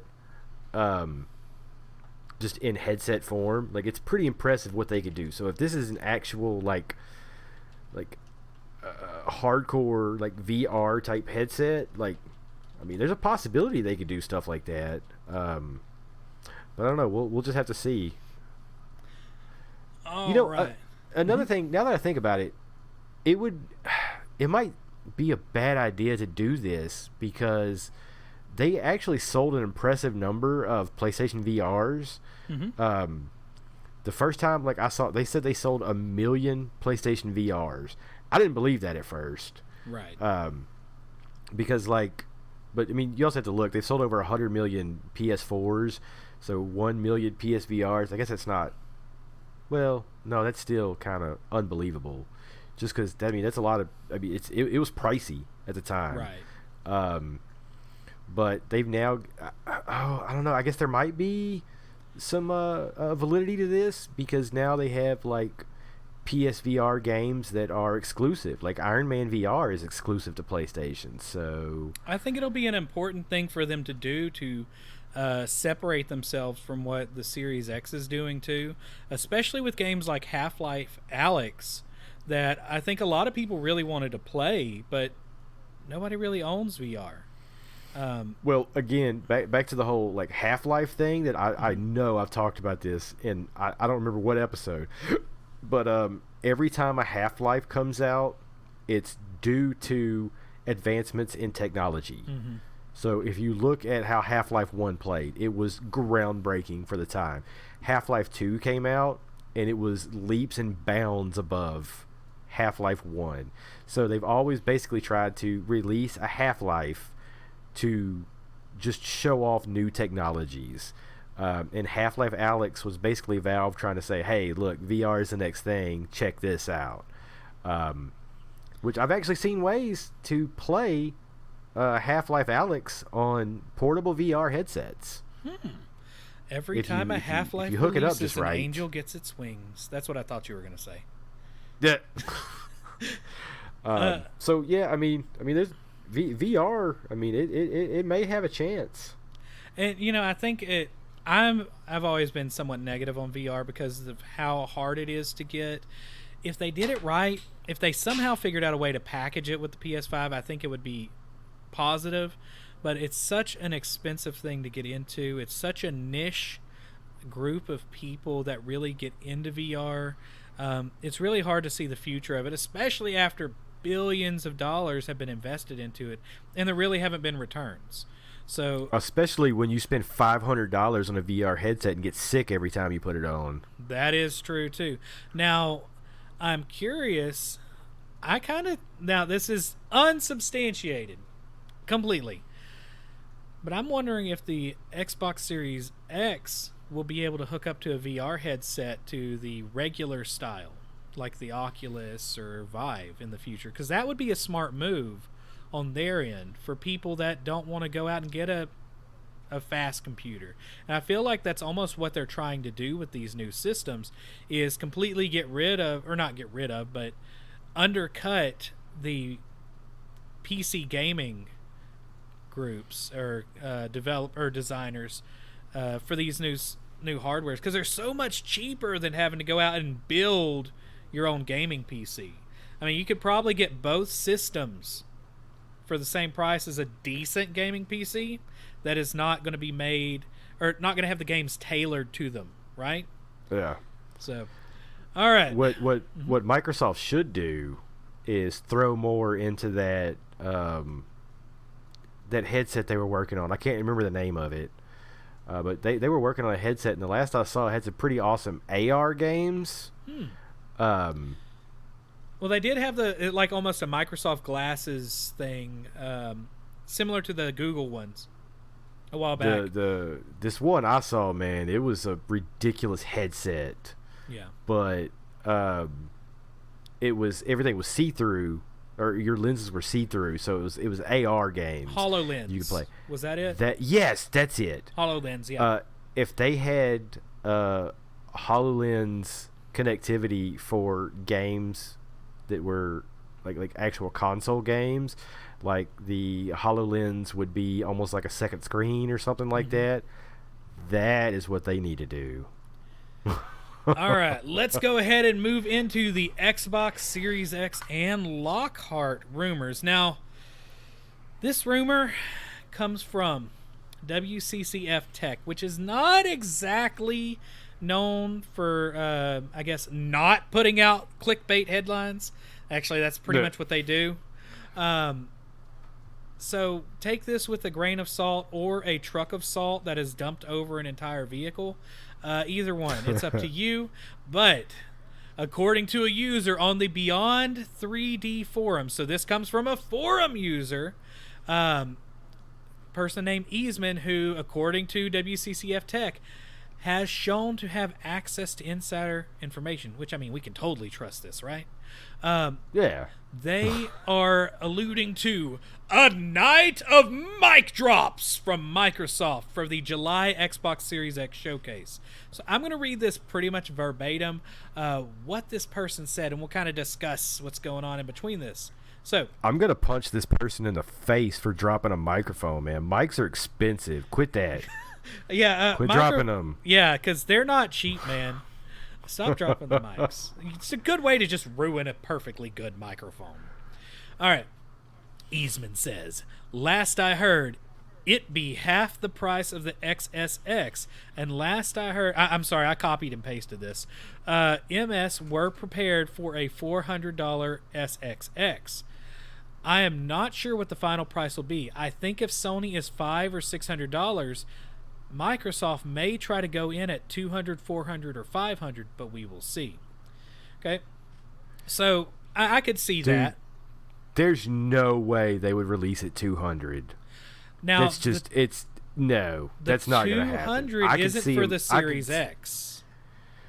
I still don't see even like what is it, the Lockhart or whatever. I still don't see that going for $200. I mean, that's ridiculous, man. I would agree with you there, but I mean, there are rumors right now that the PlayStation 5 all digital is $400. No way. So yeah, I bet. Okay, look, I don't know. I bet the all digital comes out at $500, and the one with a disc drive comes out at $600. Oh yeah. I don't have an inside source or anything. I see Big Ant Live on the Twitch says no next gen console is not going to be $200. Yeah, $200 is pretty low. I mean, that's getting into Switch Lite territory. Dude, my last cell phone was $700. Get out of here. Well, the next thing that this person in the know says, MS will make up any losses they take by getting a higher cut of game sales and more subscriptions. Pricing also depends on what Sony does.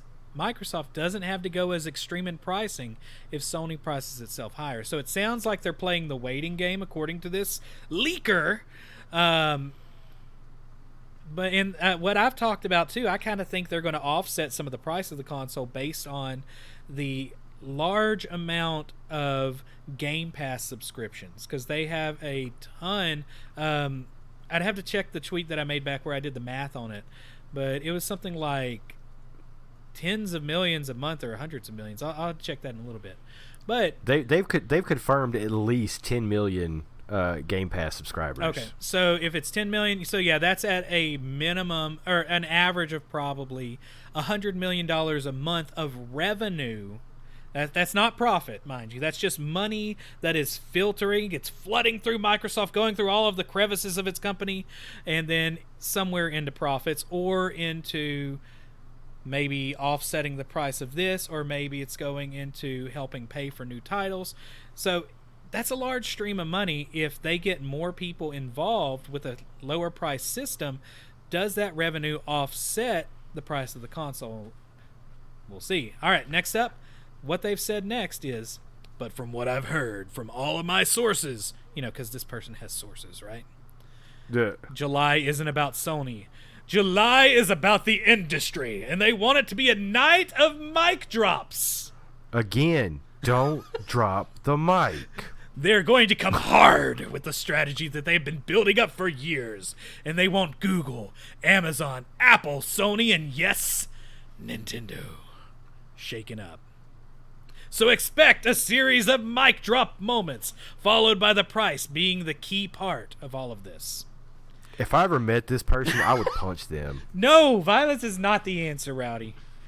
I know, man, but God, the way they talk and just the amount of mics they want to drop. It's not right. Don't drop your mics as much as this. But that's the thing. This person is on the Beyond 3D forums. If you're just checking in live, this is a rumor that has been leaked. Now, this is where the 200 price comes into play. That's why I think Lockhart is a key device in their strategy. It's low-cost gateway that they can control to make sure the hardware can handle their new compression techniques they will employ with xCloud over the next few years. The plan for Lockhart is to get into price categories that were never able to hit before, and I believed based on listening between the lines, so basically they're inferring things, which means they got nothing, that they expect Lockhart to, at some point, make it down to Fire TV size. Also, the size of the first Lockhart will surprise everyone.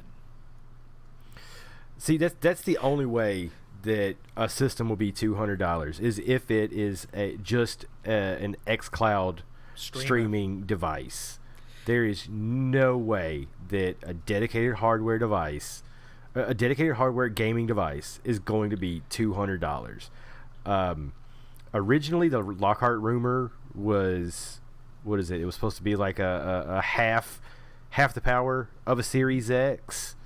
And I think even at half the power of a Series X, it would still be $350, $400. 200. I mean, yeah, the only way they're going to do it is an Xbox, a dedicated Xbox, xCloud streaming device. And that's it. There's no other way. I would kind of think so too. Now the rumors are that other rumors that we've reported on in the past, which I think make a little bit of sense to me, like this whole thing, I'm having a really hard time digesting. Like, it's making me a little gassy, honestly, reading all this. But there have been rumors that the Lockhart is essentially like the One X, just a little bit stronger, but it also has the module specifically to run the ray tracing, and it's better for the xCloud. So in my mind, you can get the One X right now for about $300 if you know what you're looking for, right? I think $300 might be a place they could go. $400 maybe. We have Big Ant Live also chiming in saying Microsoft has the leverage to adjust their console price, but it's not going to be $200. You can't have your Xbox One X at $400 and the next gen be $200. Now, I will exactly. Yeah, they release it at $400 right now, but they're doing a lot of sales. Like, they've been trying to push them at $300 for different sales. That's what I got mine for a while back. But I don't know. I think that's going to be an interesting way they do things.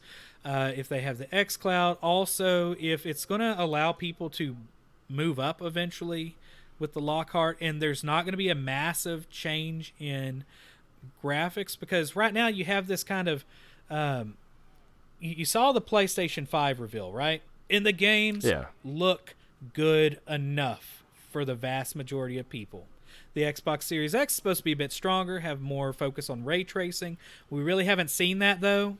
But I still don't think we're going to see a drastic difference that most people are going to notice. And this is coming from somebody that is going to get the Xbox Series X over the PlayStation 5 to start with, right? So I'm trying not to be like, okay, well, yeah, it's the best thing that's ever been created. I do think, though, Microsoft is making a lot of good choices with smart delivery. The Lockhart is going to happen in some form or fashion because it's already showing up in Windows registries. So I'm curious if we'll see it in July. I don't know, man. I think we'll definitely see Microsoft throw some punches people weren't expecting. But that rumor, I don't know.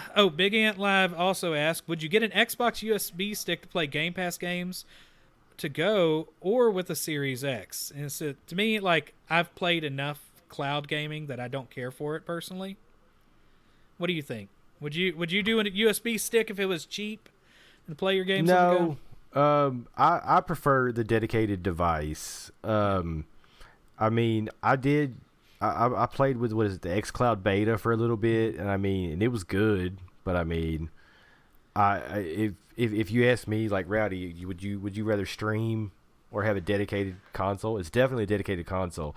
I don't travel enough, or am in situations enough where I wouldn't have my console to justify having any type of streaming device like that.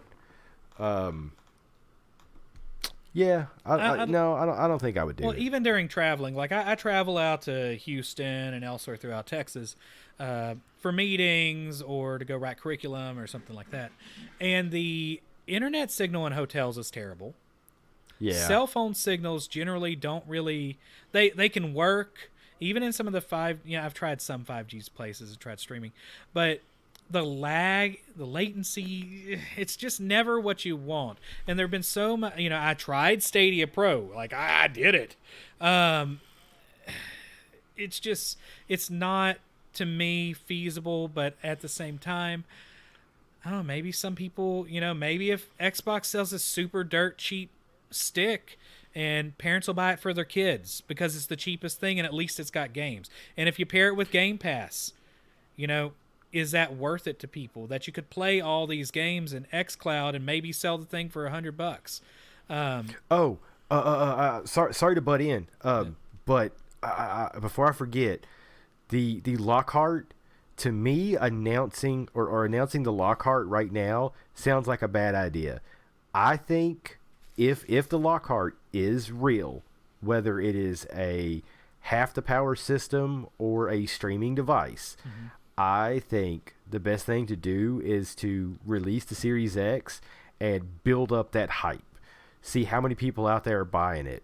And what that'll do is that will put pressure, I know this sounds terrible, but it'll put pressure on parents of kids who don't have these devices to buy the cheaper device so that they can still play the games that their friends are playing. Or adults that, don't want to spend all the money on or I guess it would be more of a casual adult gamer that would get this kind of system instead of getting the full-blown system. I think they should wait and build up more hype. So one thing that I'm curious is if Xbox does go this route of a cheaper system that undercuts like crazy but still gives you all the next-gen capabilities, right, with the faster loading times, gives you little bits of ray tracing in there, and, maybe it tops out 1440, and still looks good enough, right? I keep saying good enough. In this time frame that we've had with what's going on in the world, where we are seeing some economic downturns, is this part of the Trojan horse on how Microsoft gets into households that might be affected by what's going on, where they can't afford the Series X or the PlayStation 5, but they get their foot in the door, you know what I'm saying? And then whenever things inevitably get better, right, that they upgrade. Is this part of the long game here that we could be seeing from Microsoft in the end? I think that could be part of it. They might have changed how they approach this. Like, I think you're right as far as I didn't think they were going to announce Lockhart at the beginning, personally. But maybe that's a possible change to better deal with what's going on right now. Yeah, we'll see. We'll see. I bet no matter what, Microsoft is still going to sell their system at least $100 less than Sony. Absolutely.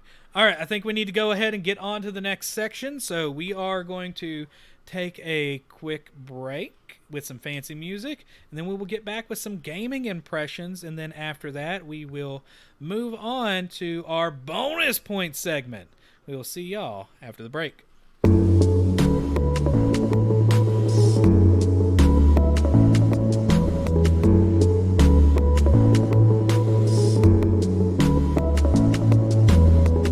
Before we get started with the games that we've been playing lately, hey, we stream stuff now. Not only are we recording the podcast live weekly in all its raw, messed up glory, as some people in the chat have seen just now, sure. But we play games too. You could join in on the fun, ask questions, or add to the conversation live at twitch.tv/LamerGamersPodcast. So this is the part where, obviously, we talk about games we've been playing lately. We actually play games sometimes. We actually play sometimes in between work.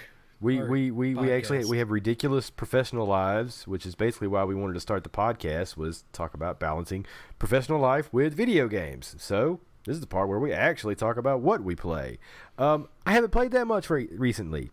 Been training for a new job. You've worked a little bit lately. But what I have been playing is Animal Crossing. We've talked plenty about that. So we're not going to go into that one. Xenoblade Chronicles Definitive Edition. It's absolutely amazing. If you like JRPGs and you want a game that's going to be well over 100 hours, this is your game. I'm still only 15 hours in. I should be a lot farther than what I am. Plus, you can bring it with you because it's on the Switch. You can bring it with you wherever you want to go because it's on the Switch. Yes. I'm going to bring it to work. Do it. But no, so the last game that I have played within the last 2 weeks that's actually new is the Command & Conquer Remastered Collection. I love the Command & Conquer games. I'm not big on PC games, but the real-time strategy games in the Command & Conquer series, especially Command & Conquer Red Alert 2, loved them. Yeah. But this game is just remastered versions of Command & Conquer, the first one, and then Command & Conquer Red Alert, the first in the Red Alert series. They have like different timelines, different stuff that happens in them. They're really fun games if you haven't played them. Now, I want to say that remastered is a very loose term here. Why is that? So when you start the game up, it has this ridiculous screen like it's trying to upgrade. Like they throw in ridiculous stuff like testing Sound Blaster and stuff like that you would see when you played these games in like 95, 96 when they first came out. So it's pretty funny seeing that little nostalgia there. And the menus look great. It's all I played at 1080p, but they say it's been up-resed for 4K. And the gameplay itself, you can go back and forth between upgraded and old school mid-90s version at the push of a button, which is really funny to do, to go back and forth, just to see how far they've come. Now, the reason why I say remastered is a very loose term. Those cutscenes are still the same in all of their 1995 freaking glory. Aren't they like acted too? It's not like animation. It's like really bad acting. Yeah, dude. I mean, it is bad. Oh, I love games like that. I do remember playing, like I remember going to your house whenever we were in junior high, and y'all had the big monitor, none of these flat screen monitors we see nowadays. Dude, they were heavy. It was like the good old, like, terrible looking, ugly, gray tower. Did y'all have a Gateway, or was it Hewlett Packard? Because that was about the only two, right? I had an HP. Gateway with the cow logos and whatnot. Anyway, yeah.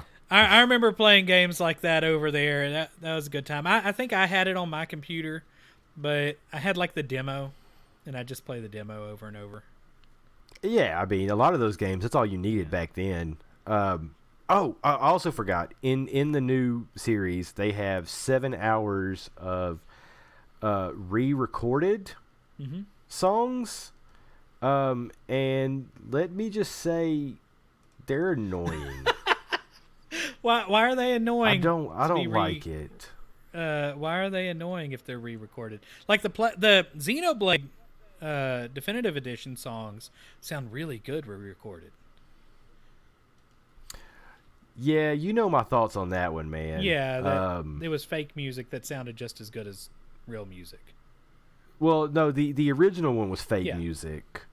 The new one is actually live recorded music, and whoever did the fake music was good enough that it sounded damn near real.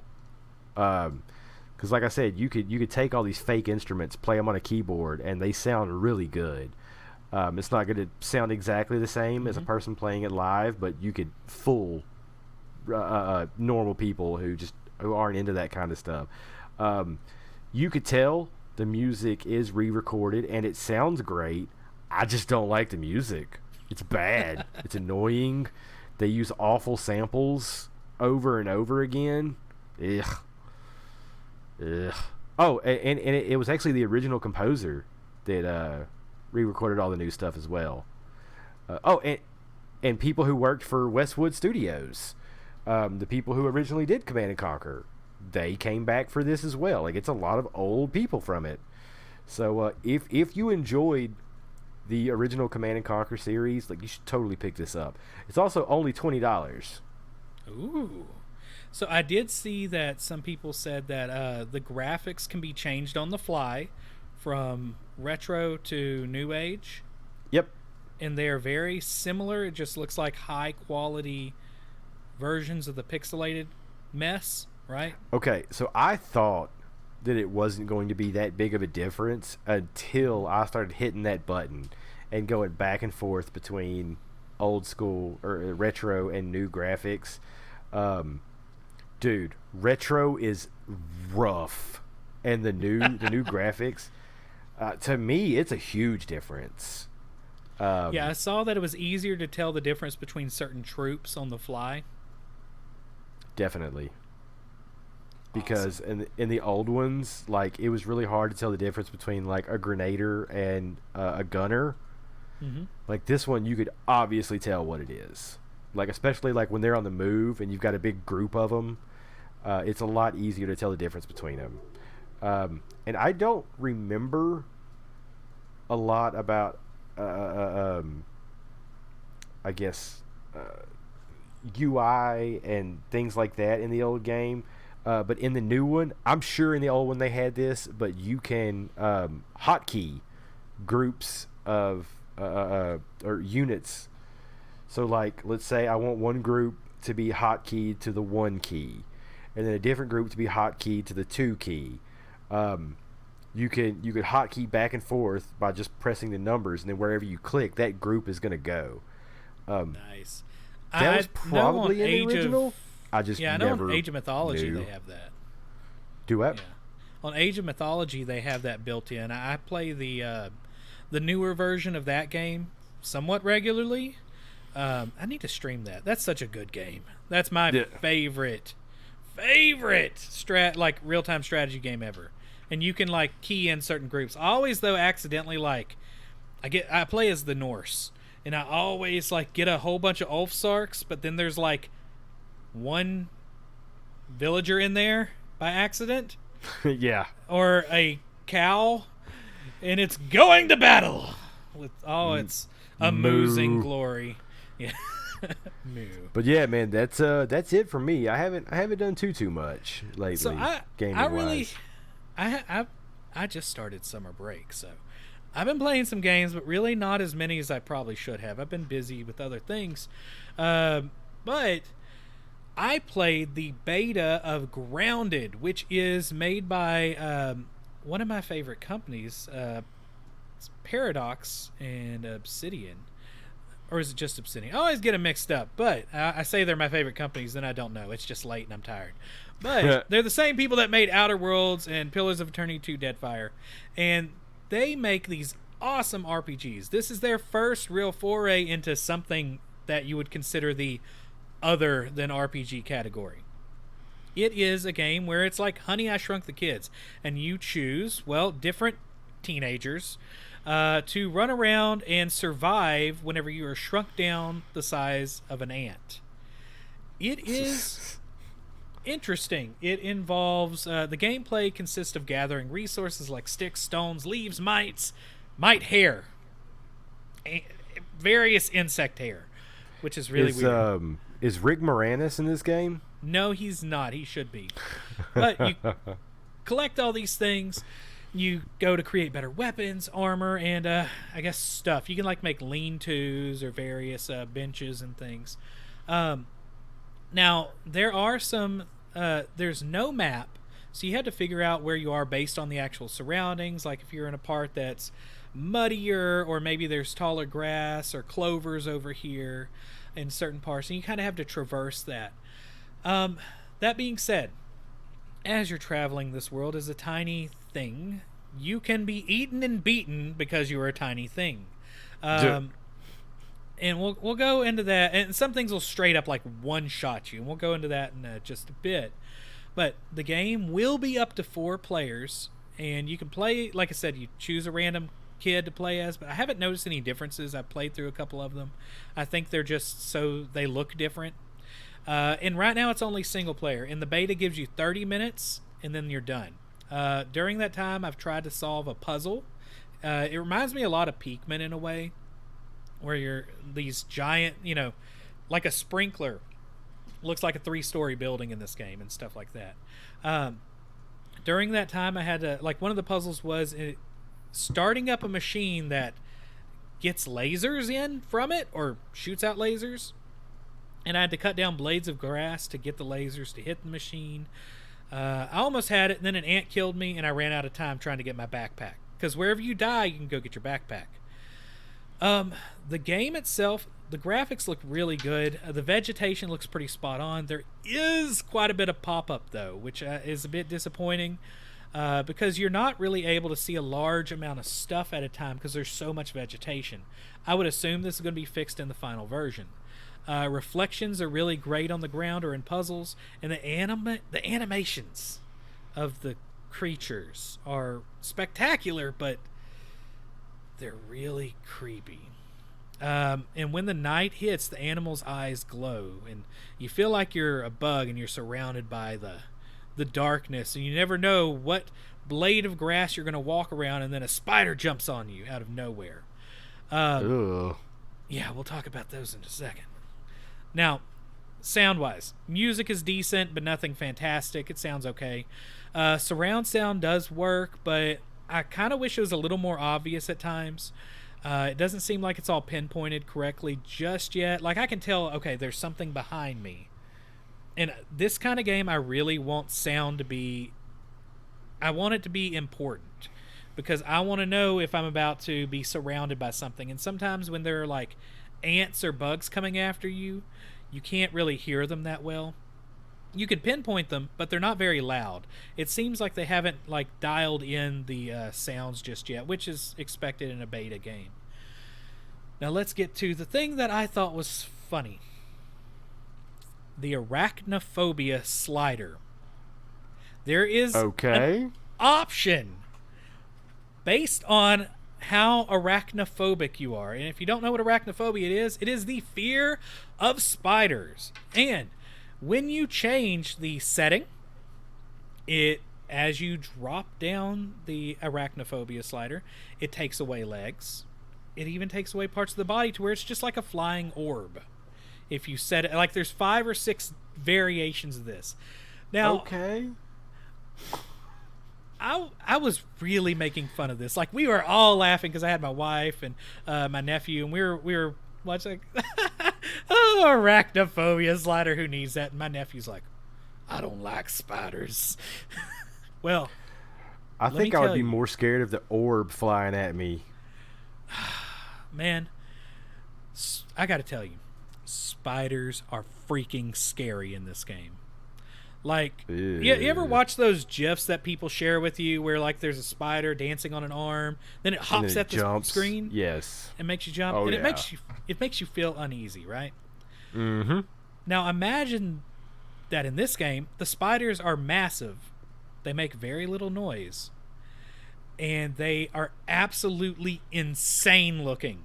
The animations are so realistic for these spiders, and they move like you would expect a spider to move, right? Yeah.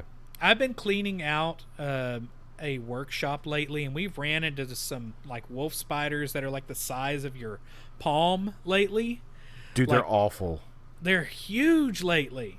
And just thinking of it, just like, it's too much. And I'm not really a person that's like really worried about spiders, but there is an assortment of arachnophobic beasts to deal with in this game.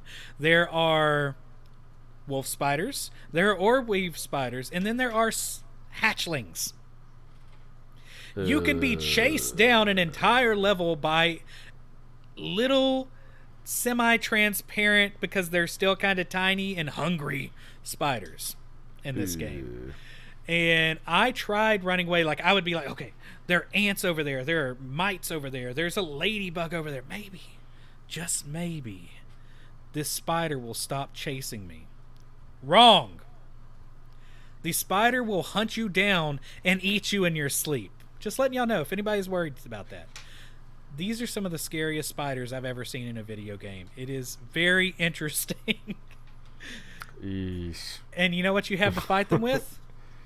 A toothpick? Close enough. You can make a spear, kind of, out of a pebble and a stick. That's what I've gotten so far. I haven't been able to not get one-shotted by the big spiders. Like the hatchlings, I got like a hit off before they murdered me. But otherwise, man, spiders are bad news in Grounded. Now, this game needs a little more time to cook. I think the official early Game Pass version is coming in late July, but you can play it now in the beta. I think it has a couple more days. By the time this releases, I don't know if you'll be able to. So the doneness has a little bit longer. Now the funness, I actually kind of had fun solo, but I really want to go hunt some spiders with a group of people. Rowdy, I want to recruit you to hunt spiders. Okay, maybe. Okay. Yeah, we're all going to die. All right. Okay, that is it for this section. After the break, we're going to come back to the bonus points segment, where we will read through the question of the week and see what people, other podcasts, other content creators, and people on our Discord said after this.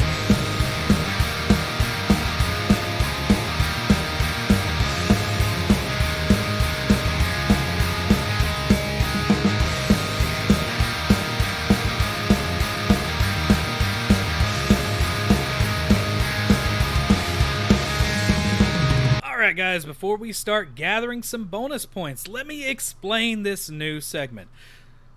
What we're doing each week or every couple weeks, just whenever we can, we are going to ask a lamer question of the week.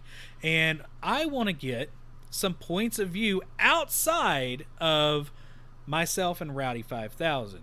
So we're going to answer this question ourselves, what we think, and then we'll move on and talk about the other people, from other friends of the podcast to people on the GW and Lamer Gamers Discord, along with the Texas Discord, because we hang out with the Texas Discord. All right, guys. By the way, we're from Texas. Okay. Here's the question. I guess I'll ask you, Mr. 5000, your thoughts first. Do you have a problem with the size of the PlayStation 5 and Xbox Series X? Or are you okay with the massive next-gen proportions of these systems? So here's the deal. Let's listen to the I deal. have a very minimalist entertainment center. When I got my new TV, I wanted something that wasn't ridiculously huge to take away from how big the TV was. So I only have so much space on my entertainment center, and if the PlayStation 5 is as big as people say it is, as big as these mock-ups are, it's going to take up a whole cubbyhole on this thing. That's the unit. It is a cubbyhole size. Well, and the thing is like I have 2 cubbyholes on this entertainment center. Like it's one of them and then there's halfway through, and then a second one. So they're giant little spaces. Giant little, that makes sense. So they're pretty large spaces for putting in electronics and things like that. I am okay with it just for the fact that it needs that much space to have all of the hardware as well as the cooling hardware. Like, it needs that air movement. It needs to be that big. Now, with that being said, I don't like my consoles to stand up. And if I were to stand up the PS5, I would have to put it behind my TV, and I don't know if there's enough room to breathe back there. So, yes, I am cool with it, but there are some cons to it. And I think I'm kind of in the... To me, I'm okay with showcasing a console. Like, I'm a nerd. I like the look of hardware.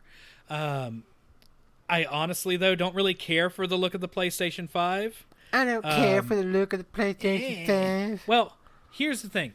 In my mind, as somebody that creates things, I feel like if you're going to put something there, it needs to either have a utilitarian purpose or it needs to just look cool. Well, the PlayStation 5, it looks cool when you're looking straight at it.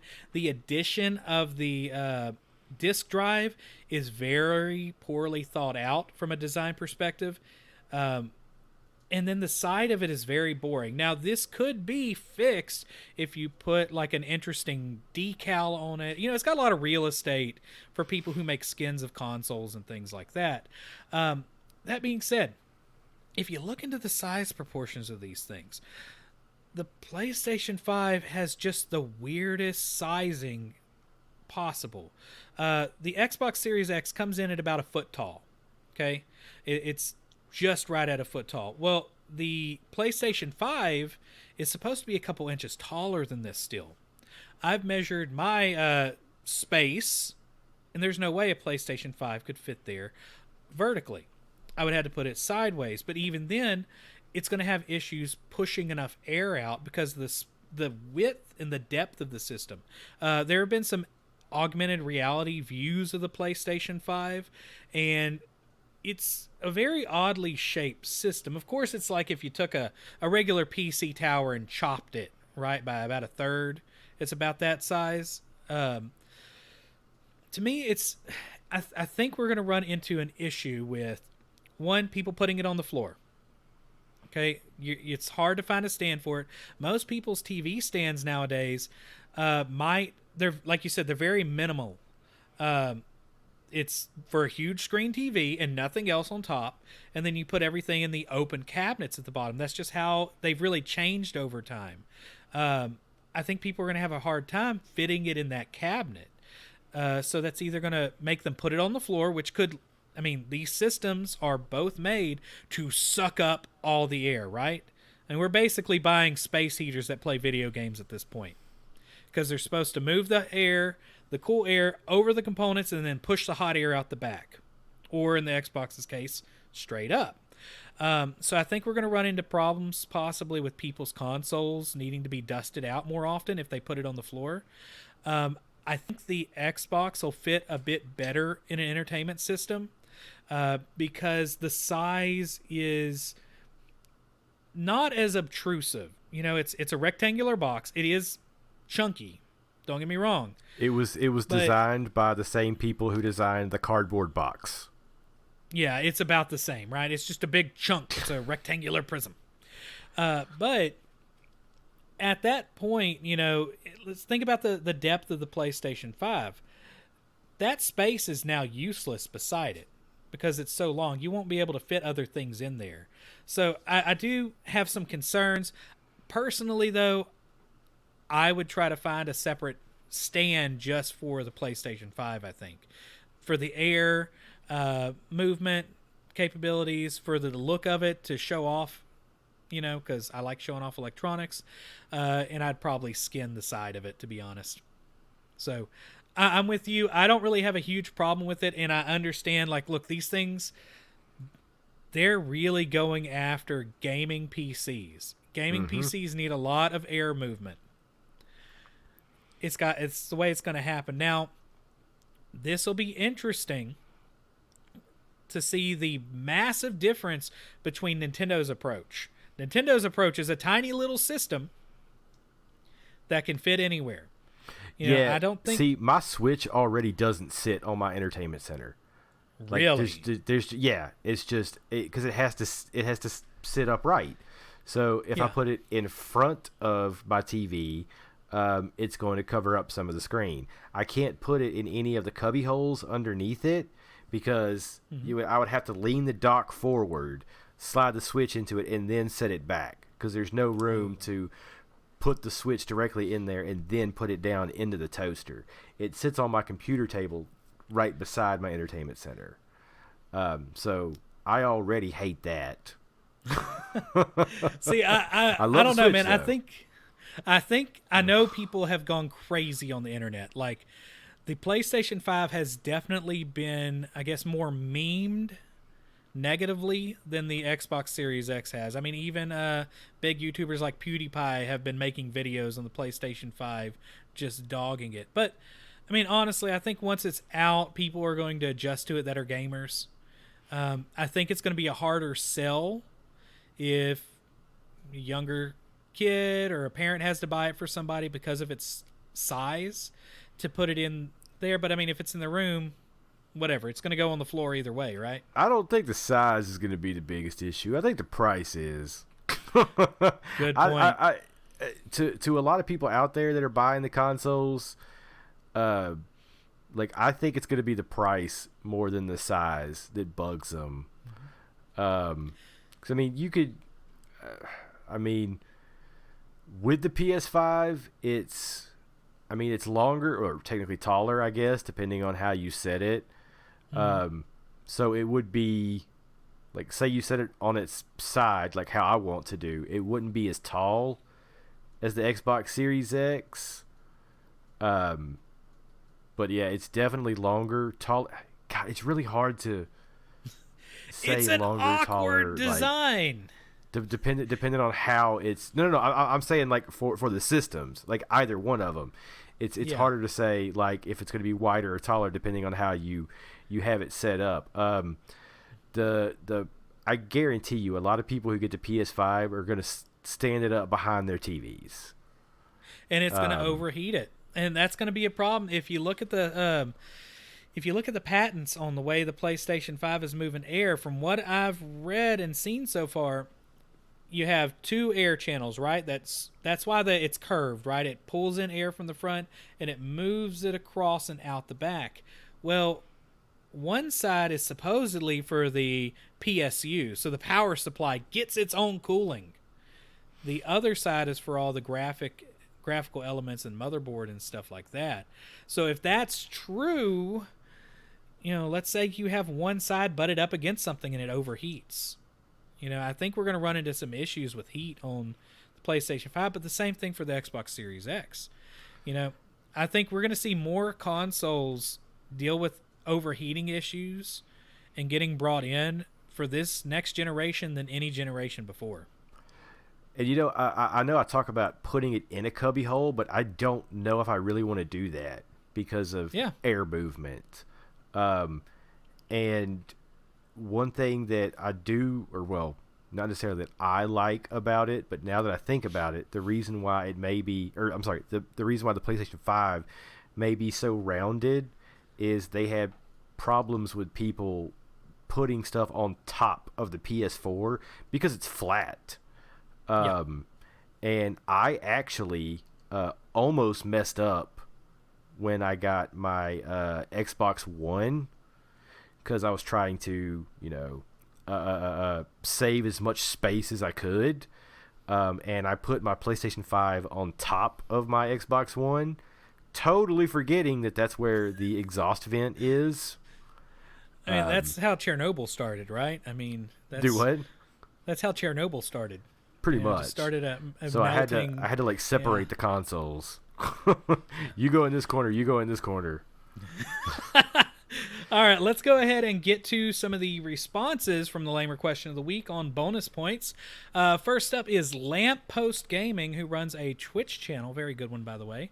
Lamppost Gaming says, honestly, I don't care too much for the look of either new gen console. I think they are too expensive and too bulky for what they deliver tech-wise. I do appreciate that they opted to try something different, but I play mainly my PC and Switch now. Smiling face with smiling eyes. That's written out there. I mean, I could see that. People that are really into PC, they're definitely the ones that are going to have your tricked out gaming PC and your Switch. I mean, it just makes sense for that kind of situation, especially since they do a lot on Twitch. It's just easier to stream from a PC for all that stuff. So yeah, I could see where they're coming from. I am hoping they have some better streaming capabilities on the Series X, and PlayStation actually has a good streaming setup. Dude, they have to. Xbox has to stop with Mixer. I understand they spent all this money to get it. Dude, they need to make it easier to stream an Xbox to Twitch. Well, they have it on Twitch, but you can't do like the chat. You got to buy the Kinect camera. You can't hook up a microphone unless you go like buy a special Turtle Beach one. It's a pain. Yeah.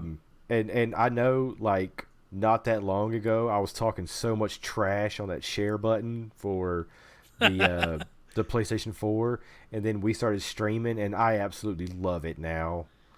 Yeah, it's definitely a special group of people.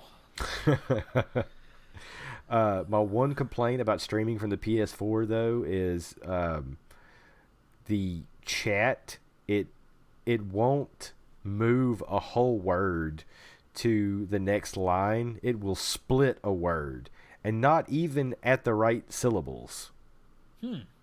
And put it on the next line. So that's kind of annoying, but that's literally my only complaint about it.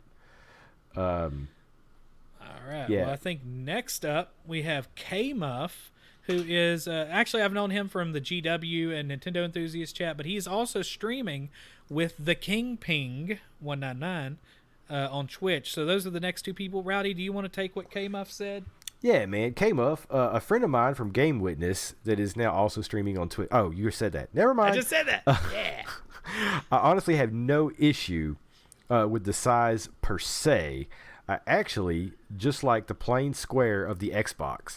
I don't feel it needs to look out of this world crazy. I feel Xbox went modern and PS5 went futuristic. I have to jump back and forth between systems. Xbox has won me with just the system itself. It handles better. The PS3 and 4 has always had a concerning lag on the way it handles the moving around. Xbox, I have never had an issue with maneuvering around. The special thing to do with Xbox, I find, stand out more than Sony. I'm not one to follow. So, yeah, I guess the UI is snappier. Like I said, I don't play the PlayStation. I've actually had some issues with the Xbox UI, but I think they fixed it recently. Next up, we have the King Ping 199 on Twitch. He says, I think it's fine. It takes a lot of space to put in the things they're promising the market. If they can get what they're promising, I think the bigger sizes are good to go. Plus, the PS5 kind of looks like a nifty stormtrooper that could sit in my room. Think of the fun skins for it. That's what I keep saying. Yeah. So, yeah, I think that's a good one. You want to hit the next one? Console Gaming Crew Podcast. You can find them on multiple podcast services. All the things. These next-gen systems are handling some impressive power, so if the size is bigger, it just makes sense. Plus, we know the PS5 can lay on its side, so that won't take up too much more space. But all in all, if the game looks great and the price is right, we will buy them. Which is true. If the price is right, you're going to buy it. And, I mean, they have to be that size. Like I said, to fit all the hardware in there and to still have the airflow not to overheat. I mean, they got to be this big. There's a little black disc at the bottom of the PlayStation 5. If you've looked at the vertical and the horizontal pictures, and apparently you take out that black disc and put it on the side so it can sit on the side. Yeah, that's a stand that's come with like every PlayStation since like the PlayStation 2. Yeah. Ah, that makes sense. Yeah, All right, it's just like this little bitty like it's not very expensive. It's just like a little piece of plastic, and it kind of slides into some of the slots on the sides of the systems. That way you could stand them up and they won't fall over. Gotcha. All right, next up is Outa, Outta, the Sandbox Podcast. They're a newer podcast, and pretty good. Next up, they said they might be a bit too big, but we're more concerned about the price. We might have to stick to our old consoles for a little while, unless Sony takes, like, Monopoly money. I can understand that. That's not going to happen. Yeah, they want the real money, unfortunately. But, I mean, I understand there are going to be a lot of people that are going to have to sit out this gen for at least a little while, but that's every generation. Yeah. Yeah. By the way, our next one is More Than a Podcast, Moore. He just recently started podcasting again. Good stuff. Gaming podcast also. Rowdy, you want to take this one? Yeah. The way I see it, this is a system to this is a system to stand out and be recognized on its own merits. Before they made consoles to fit into your entertainment centers, now they embrace the responsibility of being the soul of entertainment. I think it's fine. I think that's an interesting take on it. Yeah, we've talked about like the entertainment centers and stuff. I guess these really are kind of, art pieces, like center of attention type installations for a room. Like you see it and you're like, oh, hey, this person has the Xbox Series X, or oh, this person has the PlayStation 5. You're going to see it sitting there. Whereas they are right. Like some of the old consoles, you just kind of tucked them into a cubby hole and you didn't really see them. Right. I mean, they're massive too, so you're definitely going to see them. And I agree. Like nowadays, I mean, people are looking for something that can do all the things, but I don't think they want us to focus on them in the sales pitch. You look at what happened with the Xbox One. That's what's killed it. At this point, we kind of expect them to do Netflix, YouTube, all that stuff. So I like that concept. Next one is Controller Disconnected Podcast. They say, I don't mind it, given that I'll likely get rid of my PS4 if the backwards compatibility is good enough. Then my bedroom counter won't be too cramped, LOL. Either way, I still don't think it'll be that big. We'll see when it actually comes out. And I have seen some people, Sony has not released the official size yet. Yeah. All the comparisons, though, I think are fairly accurate because they are basing it off of a combination of the USB-A input size, so the little slot you put your USB in, and the disk drive. So those are pretty accurate ways because they're generally the same size every time. Yeah. And, I think people are a little worried about how tall the PlayStation 5 is, and that's why you see a lot of comparison to stand-up fans. Right, and routers, because routers have gotten massive too. It's ridiculous. Or I guess the gateways, which are like a router modem combo, they usually give you from your cable company. Ugh. All right, you want to do the next one? This person's on Twitter. MW Viking. Ooh, Viking. I don't mind the size, and I just saw Sony came out with a customizable design for the case, which may help it with the power or with the amount of power they both have. It makes sense. I haven't seen anything about a customizable design case, but that sounds cool. Yeah, I really haven't either. That is... Hey, I'm going to look up this one person real quick. Do you want to take Master Varg, which is does Twitch and Twitter, and lately he's actually been doing a weight loss thing. He's dropped like 13 pounds. He's been showing off all his stats on that. I want to make sure that I get the other person's stuff right. So Master Varg here, bigger the better. Only sad the PS5 isn't an actual fan, and the Xbox Series X isn't an actual fridge. Man, they make a good point. If you could actually put a fan in that PS5 and make the Xbox Series X be able to hold like a 6-pack of Mountain Dew, well, that would put them over the top, man. I shared with him some links to where you can hook up a USB Coke can cooler and a fan. There's no way I would do that to my console. So if you really want that extra punch of utilitarian purpose, you can do that. No, I would never do that. All right, next one is Travis Ziegler from Part Time Pixel, which does some Twitch gaming, but also is a writer. Has some pretty good stuff I've been reading lately. He says that I'm down for it, and it makes sense with all the tech inside. The next gen is just going to be PC towers at this rate. Yeah, I mean we got a glorified PC tower now. I mean, it's true. You gotta have that size to fit all that stuff in there. Because, like you said, I mean, they're going after gaming PCs. Yep. And our last comment, a friend of the podcast has been hanging out with us in chat tonight in the Twitch. Big Ant live from Today in Games podcast. Do you want to hit this one? Yeah. If the PS5 is really that tall, then it'd be the first console I'd leave standing up. I couldn't lay it down. At which point, it'd look like an ornament. An ornament on my TV stand and a PC tower on my desk. I don't know why Sony feels the need to be first in everything. I didn't need to be number one in height. Nice. Yeah, I mean, it's a massive console, man. And I've kind of made the joke, and this angers people. Sony just copies Nintendo, and they just double it.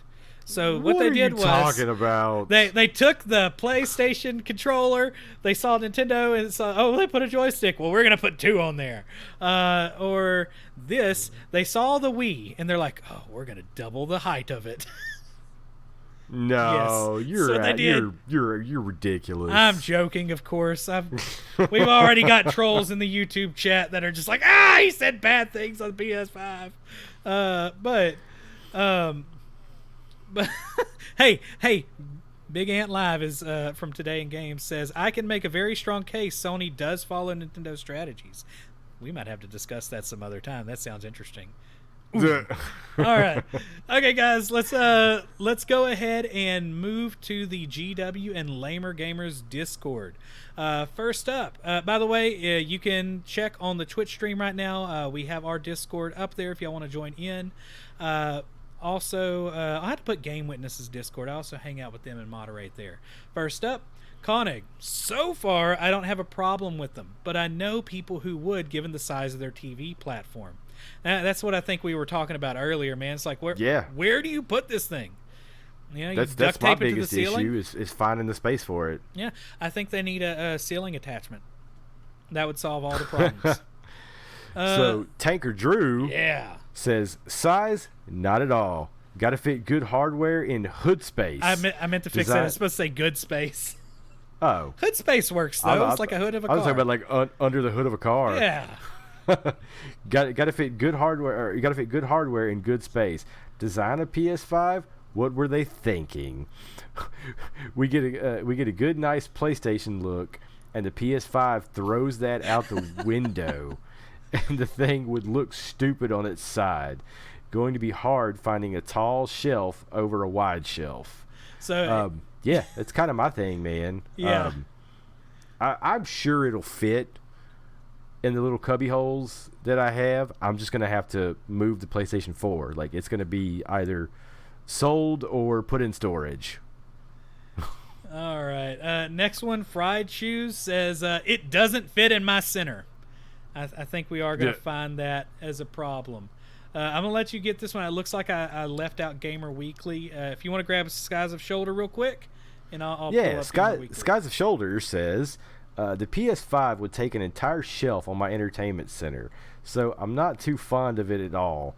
That being said, I think Sony mentioned it was to keep temperatures cool so the system doesn't overheat. Giving the higher clock speeds compared to the Series X and the super fast SSD, heat might be what Sony are trying to solve.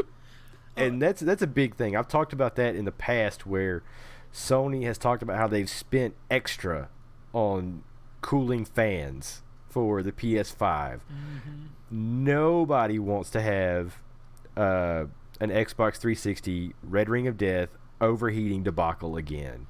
Now, surprisingly, the Xbox 360 Red Ring of Death is actually what made me such a diehard Sony fan. I know that sounds ridiculous. I mean, but the way that I was treated after I got the Xbox 360 Red Ring of Death, I sent it in. It took forever for them to fix it and get it sent back. And then when I did get it back, It made god awful grinding sounds. It actually broke one of my discs that I'd put in there while it was grinding at one point. I called Xbox or I called Microsoft, and they were like, no, this is not our fault. This is something you did to it. Although it didn't start happening until I got it back from them. So I sold the Xbox 360, which GameStop actually took it back, and got a PS3 instead. And those kind of things are what keep people away from a system forever too. Mm-hmm. I know I've ran into issues with I guess my closest relation to it is vehicles. There is a certain company that I won't buy anymore because every single vehicle I had by them had electrical problems. I don't want to mention it because people will be angry. But, so, I completely understand. And some people will have different reactions or different, work perfectly for some. But then you just kind of get a line of bad thing after bad thing. All right, guys, we're going to go ahead and move to the Gamer Weekly, which is also another Parallax Media affiliated podcast. They say as long as the games are good and the price is right, I'm fine with it. I don't think anyone likes any design the first time they see it. That is true. It's something that has to grow on you, like a fungus or mold, I guess. Yeah, that's all negative. Going back to a lot of these consoles, like the original Xbox, hated it. It grew on me. The PlayStation 3, I mean, it was rounded like a butt cheek. But it grew on me. I liked it.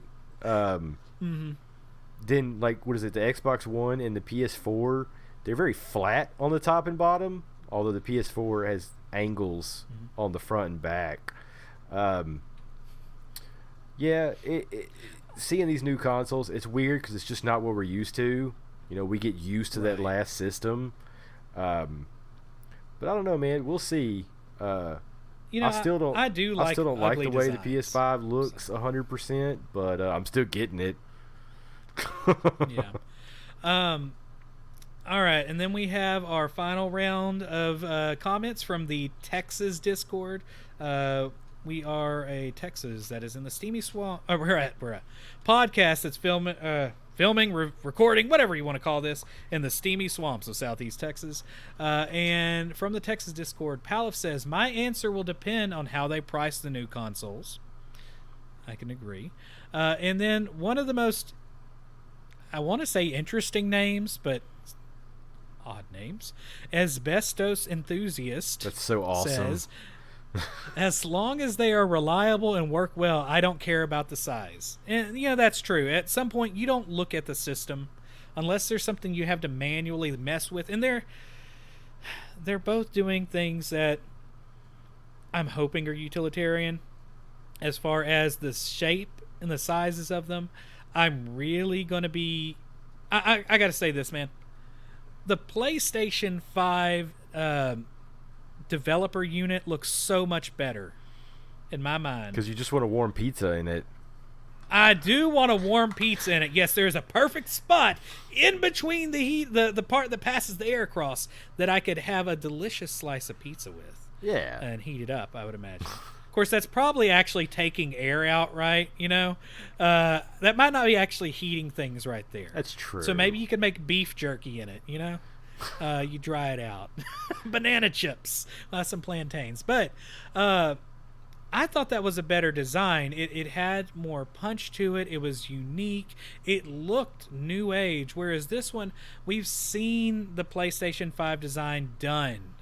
It looks like a router and a stand-up fan loved each other very much. They had a baby, and that's what came out. Because essentially this is a big old fan, because it's trying to keep cool the PSU, the GPU, and all these other things that they are doing variable frequencies with and trying to essentially overclock, which I do have some concerns about longevity, because if you overclock a GPU, right, or a CPU, even if you're cooling it, it does potentially wear it out a little bit quicker. So that should be interesting to see if that affects longevity. But anyway, I think we have gone on way too long tonight. Yeah. I thank y'all for dropping in. Big thanks over there to Big Ant Live over at the Today in Games podcast. Check out their stuff. It's very good. Another very news-focused one that I've enjoyed, too. You got anything else, Roddy, before we close off the show? No, man, that's it for me. All right, guys, don't forget to check us out at Twitter at LamerGamersCast. Keep up with what's going on. We release these every Monday, and we will see you, hopefully, in we the released Twitch. the podcast on Monday, and then these live videos we recorded on Friday.